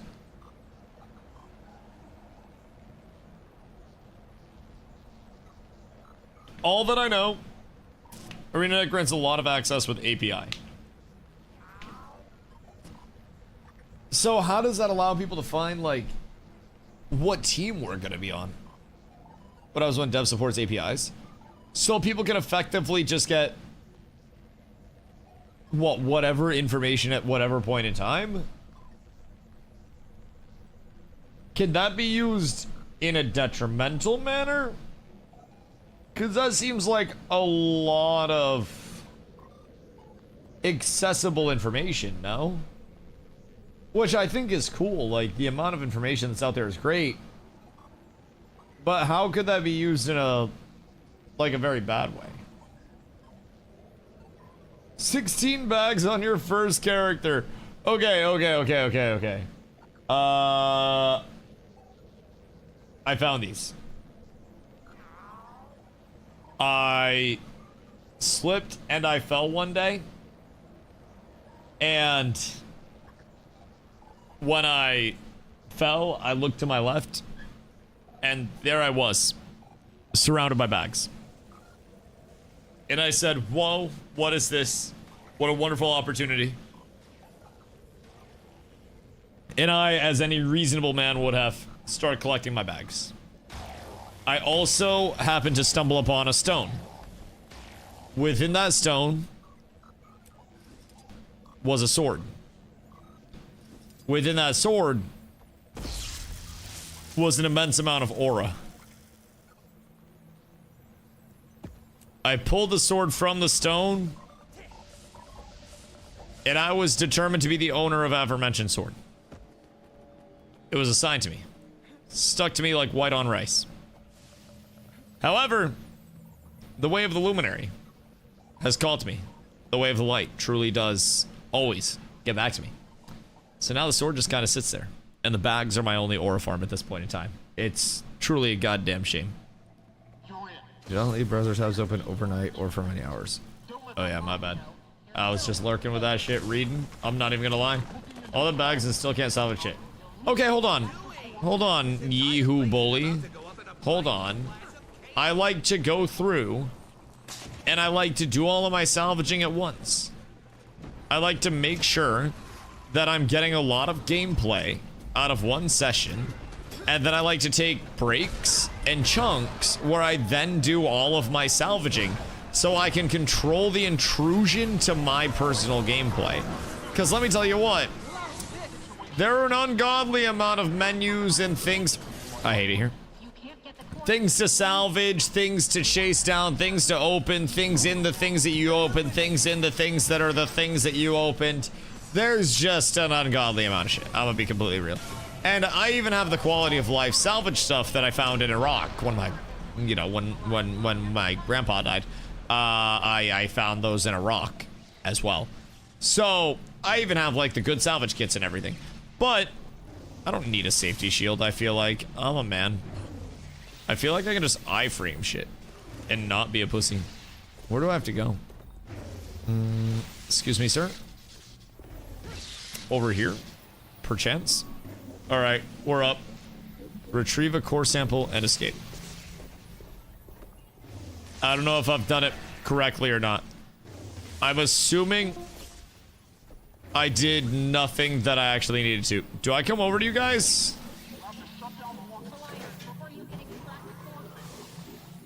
He forgets and only does it when it gets mentioned. Me? No, I'm actually a huge advocate for people to like ignore that shit for a little bit at a time. I always say 30 minutes to an hour for new players or whenever your bags just start to look hairy. But with notifications, especially a lot of your chests, I have almost got to the point where I block those out because when I was leveling, especially as a first-time player, my largest pain point was that it was overwhelming to keep up with. I wasn't able to actually focus on playing the game because I was so focused on the menus within the game and the inventory management of the game. People call it inventory wars for a reason. Like, there is genuinely a lot of inventory management that goes in. And if you're a new player and you haven't been, you know, very lucky to find a lot of bags and a lot of rocks, then the inventory management only gets more difficult. And that's something I actually talk about in my video that we're working on, that coming along. So we'll have that up soon. But in there, I even talk about how if you're a brand new player, it's probably in your best interest to not worry about the overwhelming bloat of notifications, especially your first time through. Also gets fixed when you get Courtier and auto loot masteries and stuff. I have auto loot, and it's not even that it's like the auto loot masteries that are an issue. Just for new players, when you don't have a ton of bag slots, especially if you're opening chest rewards that you're getting, like down in the bottom right hand corner, if you have your map down there, the ones that are above your map, if you're a first time player until you are genuinely a decent amount of time in, you will be inundated with those chest notifications. You will have so many all the time. And if you're operating off a few bag slots, like just baseline player, that could be very daunting to try to manage, right? It's going to be a pretty consistent intrusion to the gameplay loop. And I don't think there are a ton of pain points within Guild Wars progression, but I think most of the pain points lie in notification bloat and inventory bloat at this point in time, which isn't a bad thing if that's the worst thing that's going on with the game. But I do definitely think that's one of the more overwhelming points, if that makes sense. You can sell the age from anywhere. Not if you're a brand new player, because your account's locked for what, like 5 days as a brand new player. Keep in mind, even selling on the auction house from anywhere, that's an intrusion to the gameplay loop. So, in my opinion, especially for new players, when you don't know what the auction house functionality is, when you're a new player, stop assuming for a second, just for me, right, that everybody's gonna come in with the knowledge that a 13-year-old player would, and that everybody's going to have just seen Guild Wars stuff, because I'll be completely honest, my career is playing MMOs, and I was not familiar with Guild Wars systems coming into it, and my account was under the new player can't sell on the auction house restriction.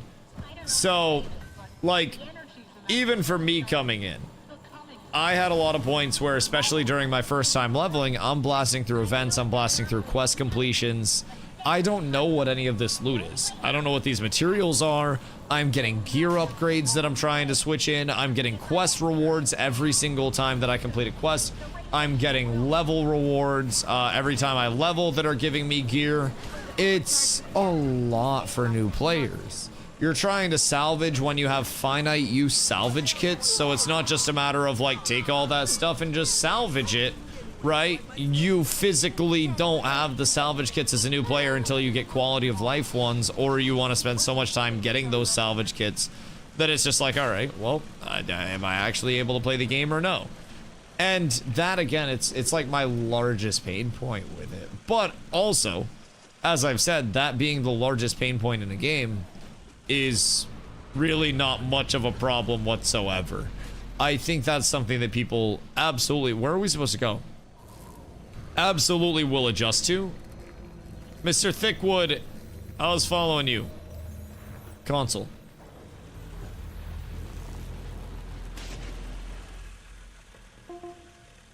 In the middle? In center. Okay, Ward. We're on our way. But yeah, I'm just trying to think of and articulate things as like a new player, right? From my personal experiences coming in. The amount of time that... Oh, I see it now. The amount of time that I was spending just originally as a brand new player trying to catch up on notifications, trying to catch up on things up here, things down here, things in here when I had a small inventory, when my material storage gets full and I can't just deposit all materials, right? When I had an auction house, like, you know, you can't sell on the auction house yet notification, and everything was a bit harder to manage. I didn't have my salvage-o-matics, I didn't have all that, right? That was genuinely tough. And again, I don't really think it's a... Did we just get cooked? Someone had to hit N. Special election to go off. I blame me. I'm not even gonna fucking lie. I'd like to blame all of us at least a little bit, but I really blame me on this fine day. Downstate DPS. You think I'm in downstate? You think we stayed in downstate? Cause that's not the case, brother. That is not the goddamn case. I used to get relics to craft my infinite Omni potion today, and I just ran out while doing the back piece. Oh no. Your cup runneth over, brother. It's time to get back into the grind. Is that pristine relics? Or is that like the normal relics? Because 2,000 pristine relics would be fucking disgusting. How much would that actually like take? Edible for sure. Motherfucker did not do the math. My dad always told me measure twice, cut once whenever I'm working with something important. And I rarely take that advice into consideration. Normally I convert like 400 pristines. Jesus Christ. Wait, so the Omni potion as well. Good work, boys. Proud of you guys. That gives more agony resist to everybody in the group, right? So you just need one of those per group and then you're good? Cussing? Yo, I'm just happy I was able to help. I feel like it's truly a team effort. Genuinely. Cut 4 times and measure 3 times more.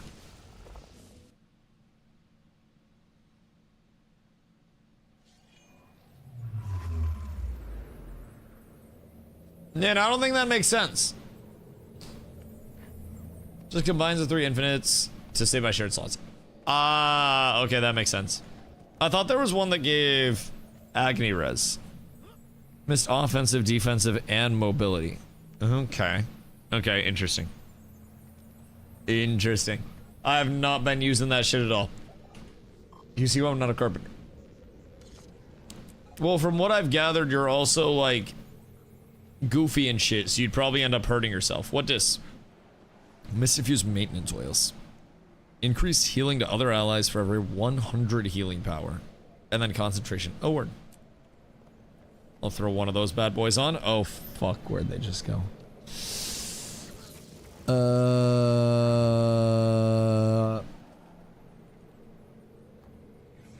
Here. All right, we're so up. I found those all on my own, boys. If only your inventory wasn't full of stuff. If only your mouth wasn't full of stupid words.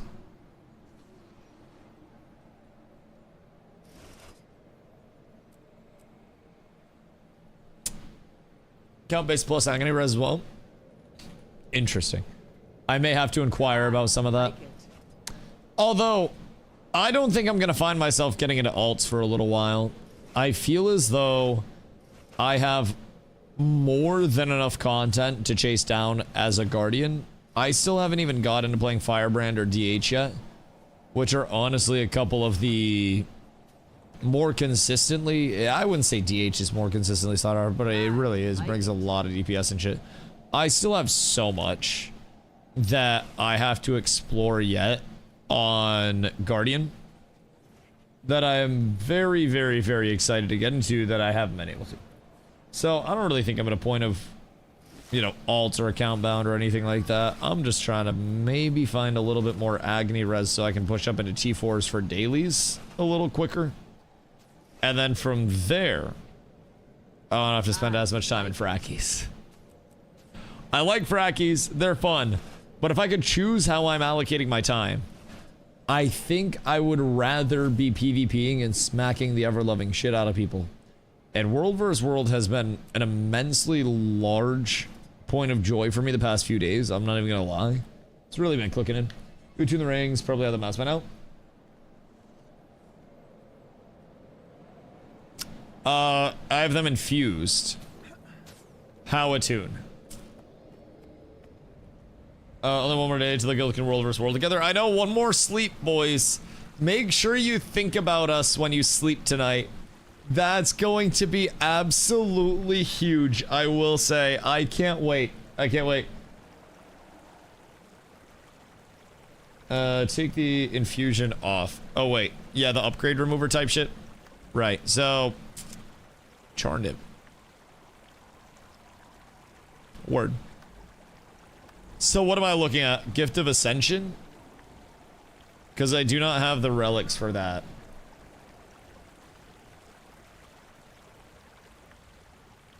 Make sure you buy this kind of fractal relics every day. Oh yeah, I've been grabbing those bad boys. Not every day, but when I remember.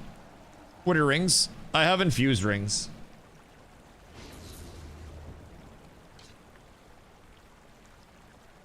So I guess attuning would add a third slot to them from what I've gathered. Raid Finder has one chance a week at an ascended weapon. Like a guaranteed weapon? Tuning is cheap to try to remember who has agonized essence. Okay, hold on. Ascended gear, legendary components. Mist capacitor. Not that one. Mist stone. Maybe like over by the actual forge. Buy it from Infuse. Wait. This guy? Yo, Wicket, what up, dog? I hope you're having a beautiful day. Let's see. Mastery items, agonized essence. Okay, cool. And then infusion extraction. Extraction device. So you go there and there. And then... two of them? Oh, good comps. So we'll yoink those, and then we'll extract both of those, and then we'll go with both of these, and get 2 Philistines from the Lady by the Forge, and bring 2 +1 Agony infusions. Where the fuck is a forge in this map layout? Is it back over on the main part? Excuse me. Over here. Just go to Mislock. That's actually what I was about to do. I'm not even gonna lie. I know where it is over there. I just started to learn. 1 Philosopher's for Stone, agonized, +1 infusion of the ring. And then I just get another slot for it. For more agony res. Because I'm not gonna lie, that's kinda huge. Might need to extract. Yeah, I already did that. I appreciate you. I grabbed the extraction extractor. Or, sorry, infusion extractor. That one. So that way I can get my shit out. And then over here. Excuse me. Pardon me. So you said this lady, and then it was... Oh, I get 10 Philosopher's Stones. Cool. So now you said we go... Here, here, and then... Ring and +1? Wait, where are my +1s? Oh no, did I roll up all of my +1s? Wait, no, there's no way I rolled up all my +1s. No! Take the ring off your tune, take off infusion. Unequip. Unequip. Okay. And then down here. Well, the infusions are already off of it. +1s are in your bank. I can get to the bank from the vendor though, right? You'll find everything you need. Or no. God damn it. In your material storage? We were so close. We were so close. Crafting station is bank. Ah, you're a legend. I appreciate you. So now we're looking for agony infusions. We'll grab a couple of those. Just better to have it in case we need it in the future. Maybe I need to reroll 110 times. You never really fucking know in today's day and age. So we'll drag that, and...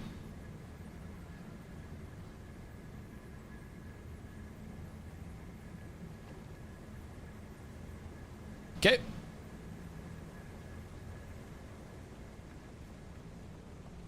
Wait a minute.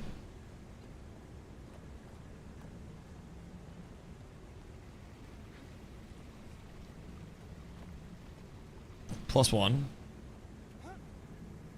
Wait a minute. Seize the moment. Is in your top secret bag? I don't think so. No. Just wait.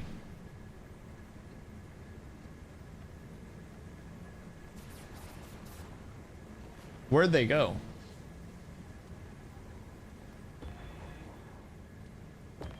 I think you just deposited them. God fucking... I hate this so much. Alright, material storage.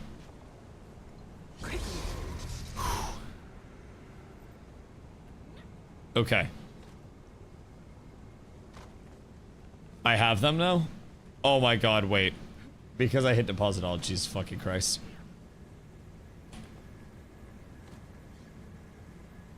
I hate it here. I hate it here.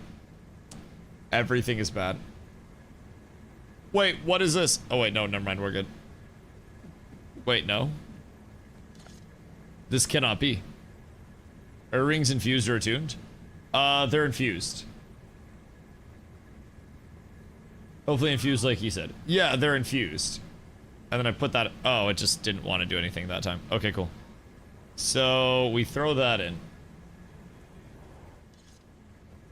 And then forge. I like it. And then that's... Oh my god. Okay, so attuned is the prefix and infused is the suffix? That makes sense. That's very nice. What is refill? What'd that do? I'm gonna forge, but it refills previous. Oh, okay. So that like saves my order, basically. That makes sense. That makes sense. Okay, I appreciate you guys. So that is more agony res. We're up tremendous. It is possible to teach an idiot a couple of new things every now and then. Upgrade. This is probably the faster way to do this. And then I'll just throw 8s in here, because that'll be faster. And then we'll worry about that later. Okay, now I have 100. We're up tremendous. You have to stat select them. You're a legend. So anytime I reroll or recraft anything, it's just going to be a new stat selection as a whole. I must get in the habit of that. All right, cool. I think we're good to go now. I think we have officially learned something new on this fine day. Is there anything else that I can do that to? Because, like, I don't have an infusion or an attunement on my necklace. So I don't have any slots on that bad boy. I don't know if I'm supposed to. Is it the same process, or is it just rings? For the rings you have selected stats on, they can technically be rerolled that way. Okay. Necklace is only for enrichments. Okay, got it. And then can these see any form of, like, additional sockets on them? Or are these bad boys just the one as well? Just rings get the triple? That's sad. It's sad, but I'm thankful for them. At least they exist. That's nice. So now I'm 104 at least. That'll be good. And then off of that, back gets a second slot. Oh, does it now? Oh, that's nice. I feel like I need to get a better back piece, though. I don't even have an ascended back. What's the easiest way for me to go about an ascended back? Just fractals, right? There's an achievement where I can get, like, a Lego back from Frackies or something. Got a mist capacitor. You can reset stats on those rings. Berries. Oh, fuck. Ascended backpack for berries. Okay. Let me finish this last daily fractal, and then we'll go farm some berries. You guys will have to show me where the berry farm is, because if I remember correctly, it's a pretty quick farm, and I'm just supposed to run in a loop. But I might have to hit that. Are we missing one? Who do we need? Port. What up, go? Whomst did we lose? Chat, we have room for one. One spot for a daily T2 Frackie. Another option is Quiver of 1,000 arrows. What's that one from? How much agony rise do you have? I have 104 now. After the ring upgrades. Full team has enough for T3? Yeah, but I want to go to other shit.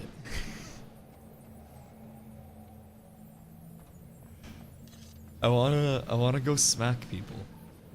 It's like, I only get so much enjoyment from killing things that are supposed to die to me on a daily basis.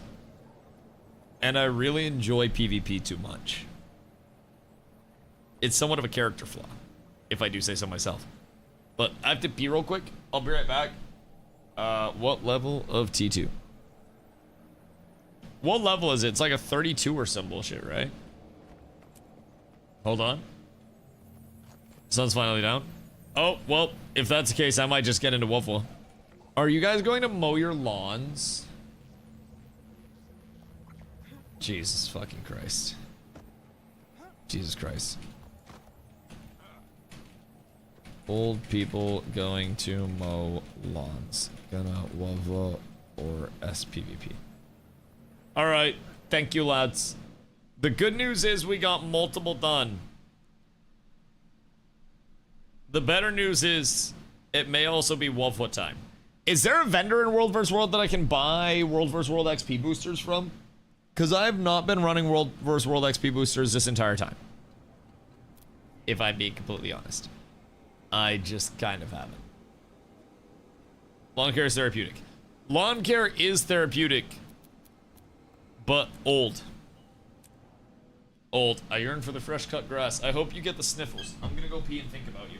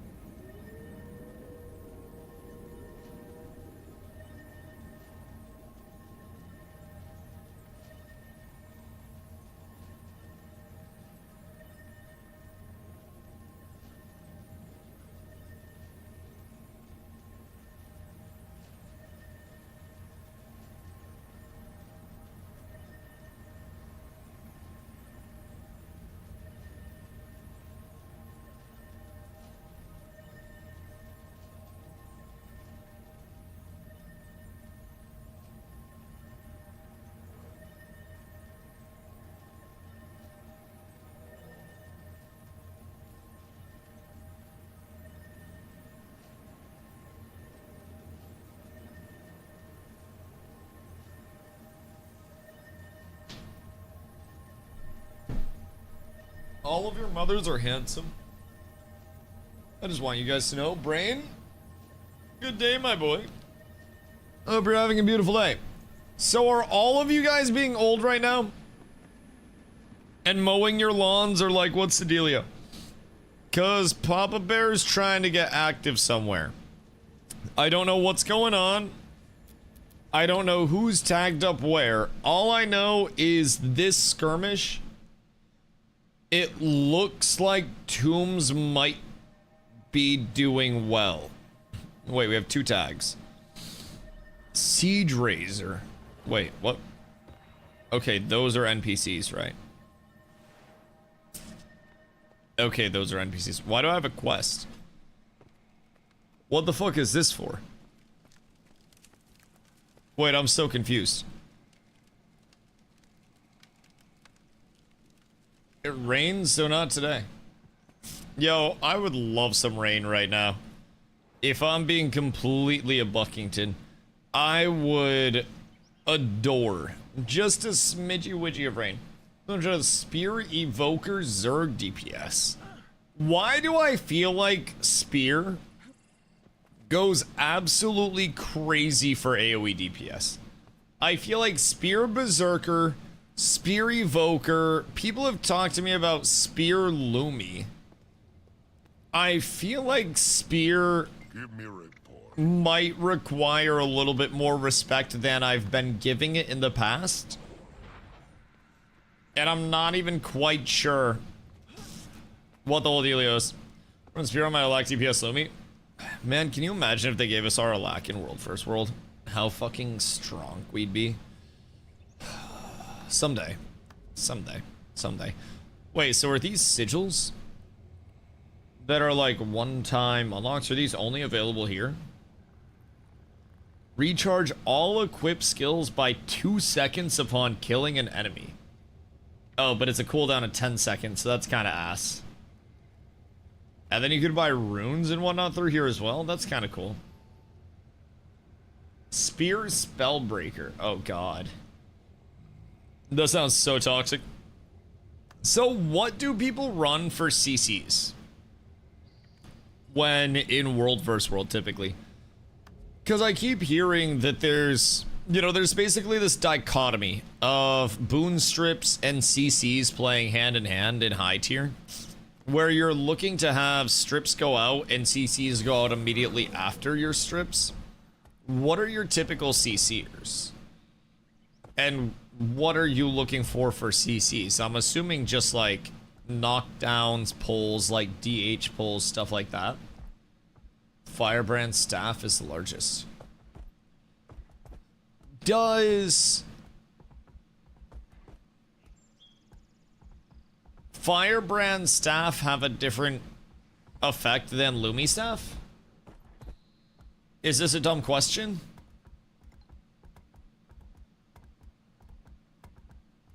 Like, is my staff also a large CC?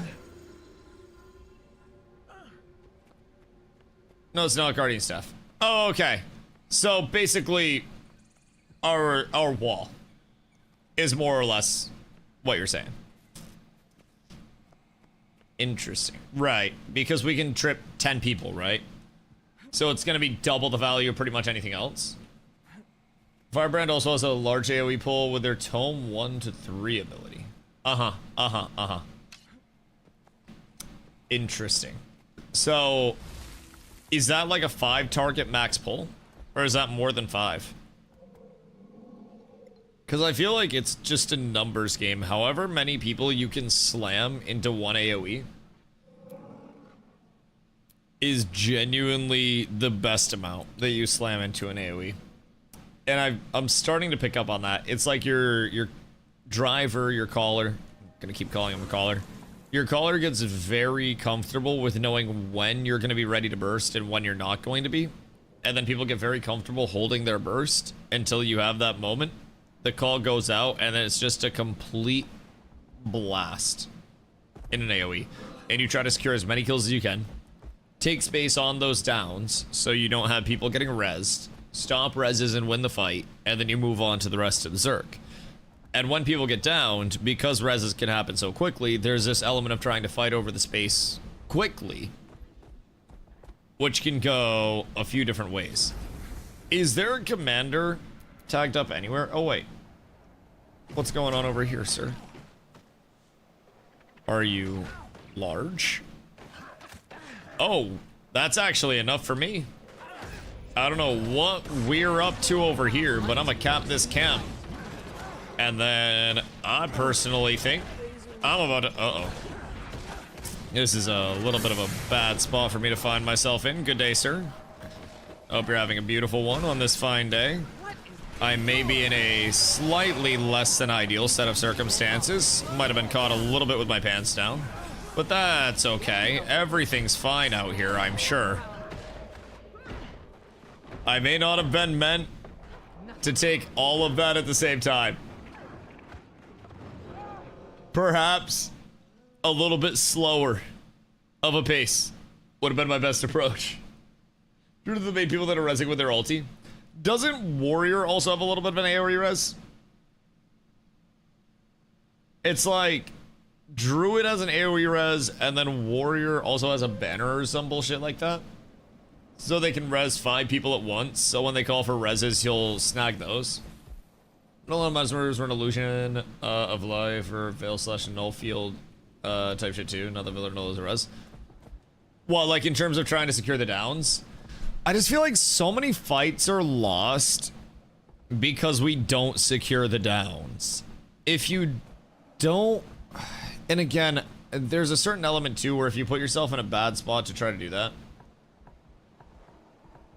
I feel like it could lose a fight for you trying to secure those. But I feel like, at least in a lot of the fights that we've lost, when we're not able to like secure and solidify the space, it's really tough. Longer fights are usually our weakness, I think, but that's also just like from joining other groups and stuff. So I have to get a kill to live though. Oh, is that one of the abilities that will like temp res somebody so they can get out of the down state, but they have to get a kill within a certain amount of time? Because those are kind of interesting as well, especially in something like World vs. World where there's almost definitely a kill somewhere that you can finish off. That's an interesting concept too. I wonder what these guys are going to have. Can I waypoint to them? Wait. Did we get waypoint? Do we not have a waypoint over there? Gosh, freaking heckin' dang it. When do we get a waypoint over there? Common Mez utility, only 75 seconds CD before lock. Yeah, that's not bad at all. Jesus Christ. And honestly, in World vs. World, that's going to be good for like once a fight. Which is more than enough to get yourself back up once. And with World vs. World, you're typically having a Druid per group, so you're always going to have reses that go out. How long is a Druid res cooldown? Is that like a... Is that a shorter cooldown, or surely that's like a minute and a half, right? Since you're resing 5 people. And I'm assuming you'd have like dedicated res rotations type shit. But I can only assume. I kind of want to check out Druid at some point to see how strong the impact of it actually is. Motherfucker. 90-second CD. Think it's res 2 in World vs. World. Oh, it's only res 2. Interesting. So, I have my sigil that could res somebody. But I can only imagine that that sigil being a longer cooldown, only being one target, and also taking out something pretty impactful from my bars, is the reason why we don't see more Guardians run that. I think DPS booster, Verts run that, or if you have enough AoE stealth. We need boon strips.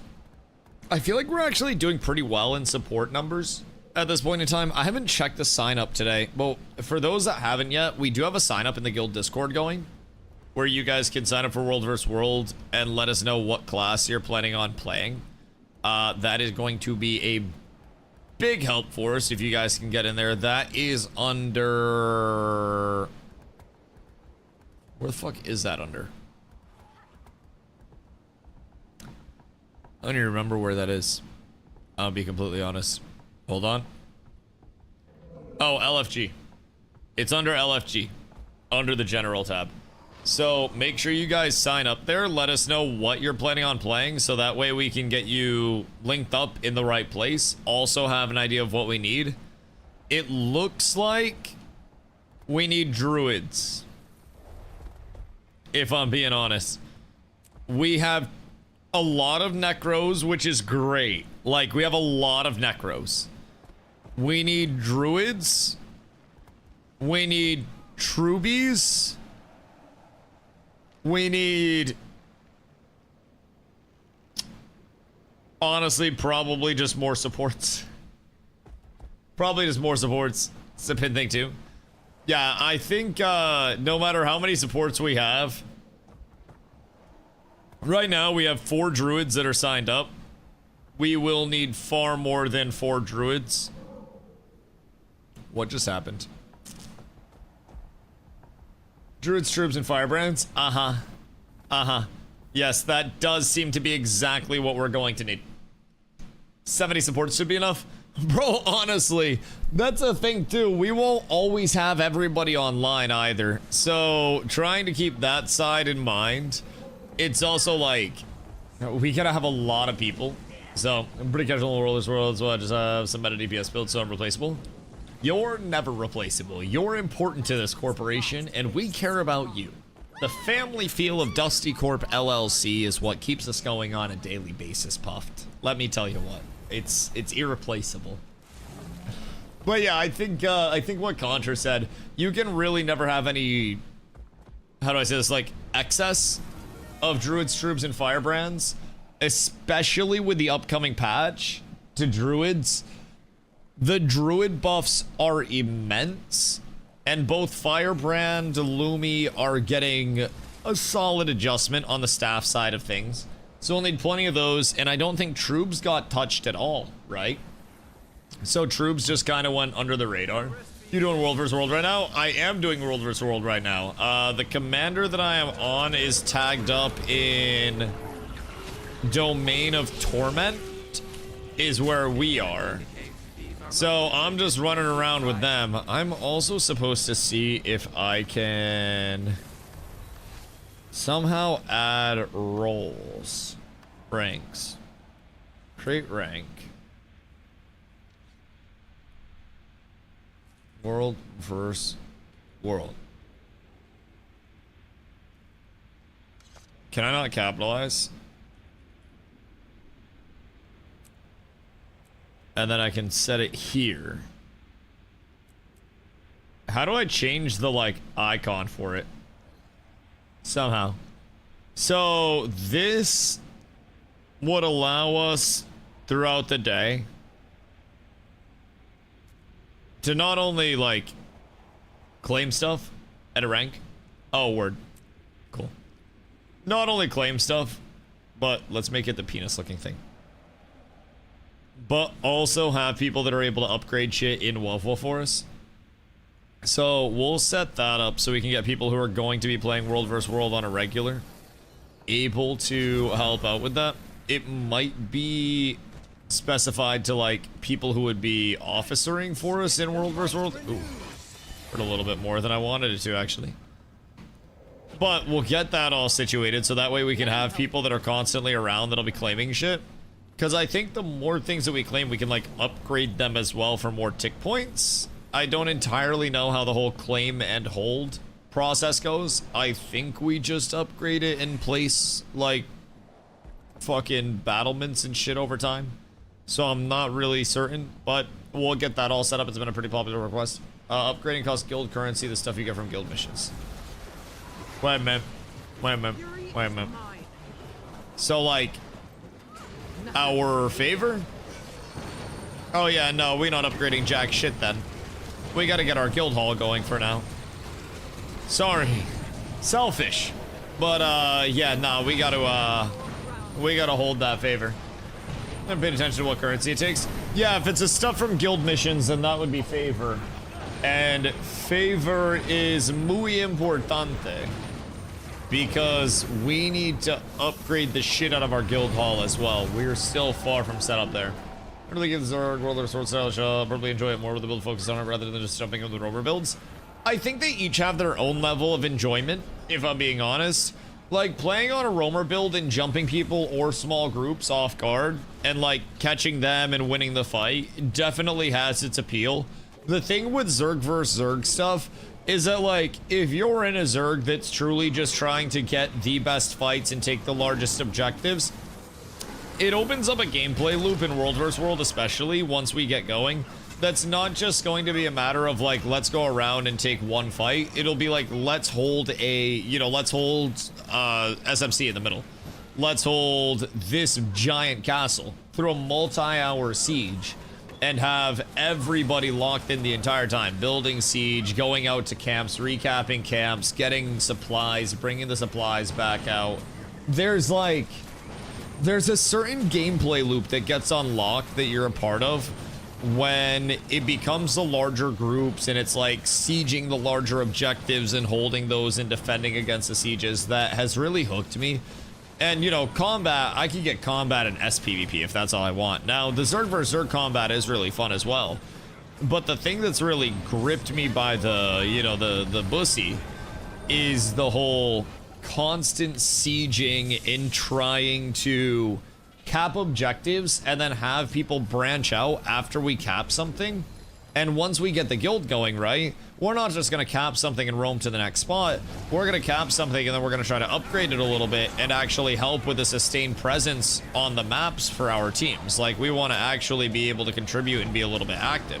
So for us, that's our, you know, that's our next goal, is to have those little roaming groups that'll branch out after we actually cap something. And if people try to come recap, then we defend it and we build it up a little bit. And then once it's built up, we move on to the next thing. Or if there's another area that needs help and needs to be defended, then we pull up for that. So there's a lot that I feel like we haven't really been able to do yet just because we are so new. And once we actually start to experience those full gameplay loops, I don't have much of a doubt in my mind that everybody's going to have an immense amount of fun. I haven't even really got into it on, like, you know, the guild investment side. Most of our people that have been doing World vs. World have just been running in pub groups. And even then, it's fucking addicting, man. The small fights that you get on the edges, the big three-way fights that you get. This sounds really sexual.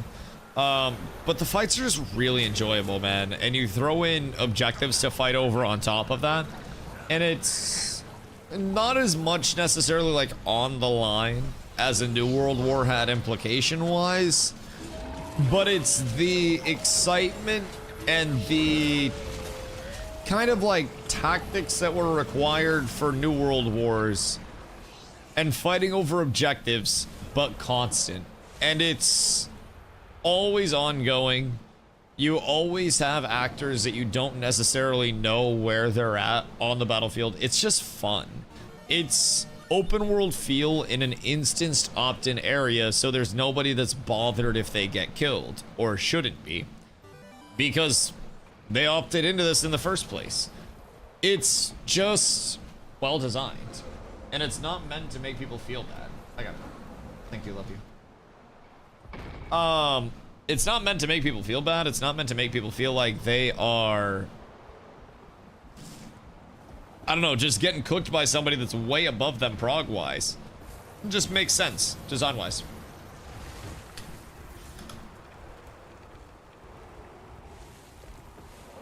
Oh, that's hot. Terrain landscape, make the fights different feel than an SPVP. And the 3-team factor. This feels like open world, despite being instance. It's like the world's greatest golf simulator. It's like a golf sim that you had to be on an Omnipad and actually walk to your ball at, and then you have to get off your Omnipad and take the next shot. Really good golf simulator. Makes me feel like I am in the open world, and it's a constant open world. The thing about it is us PvPing bothers nobody. There's not the random person that's just like, I'm here to farm, I'm trying to do some quests and progress my brand new character. And they're like, oh shit, PvP, never expected that here. Oh man, this person's griefing me. It just makes sense over here. And I will say, they've done an amazing job to replicate the feel of open world with this. I'm interested to see where they'll go with Guild Wars 3. And where that scale is gonna land. I could almost see them bringing in true guild versus guild. Obviously with like a numbers cap. But something akin to like Guild Wars 1, guild versus guild, but more people, while having fewer, by far, total people than world versus world. But then the question is, what's the incentivization for people to do that? But that raises a question. Do people need incentivization to participate in PvP if the PvP is fun? Because some people would say that the PvP itself is the incentivization, which is kind of where I lean if it's a well-designed PvP system.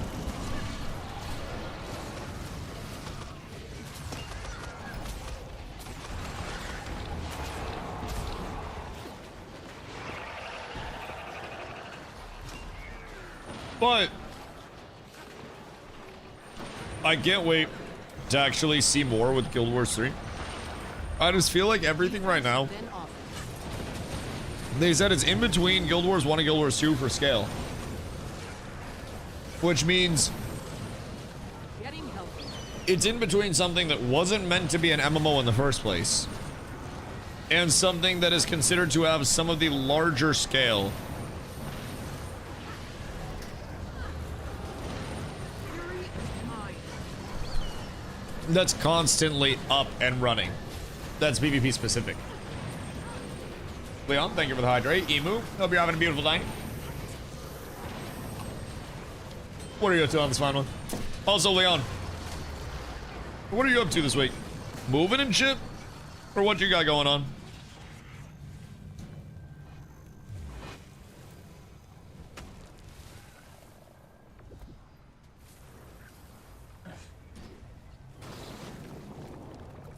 Why you get exclusive mounts? Yeah, that's fair. Only thing in WoW is you don't even really use your mounts much. RIP WoW. I worry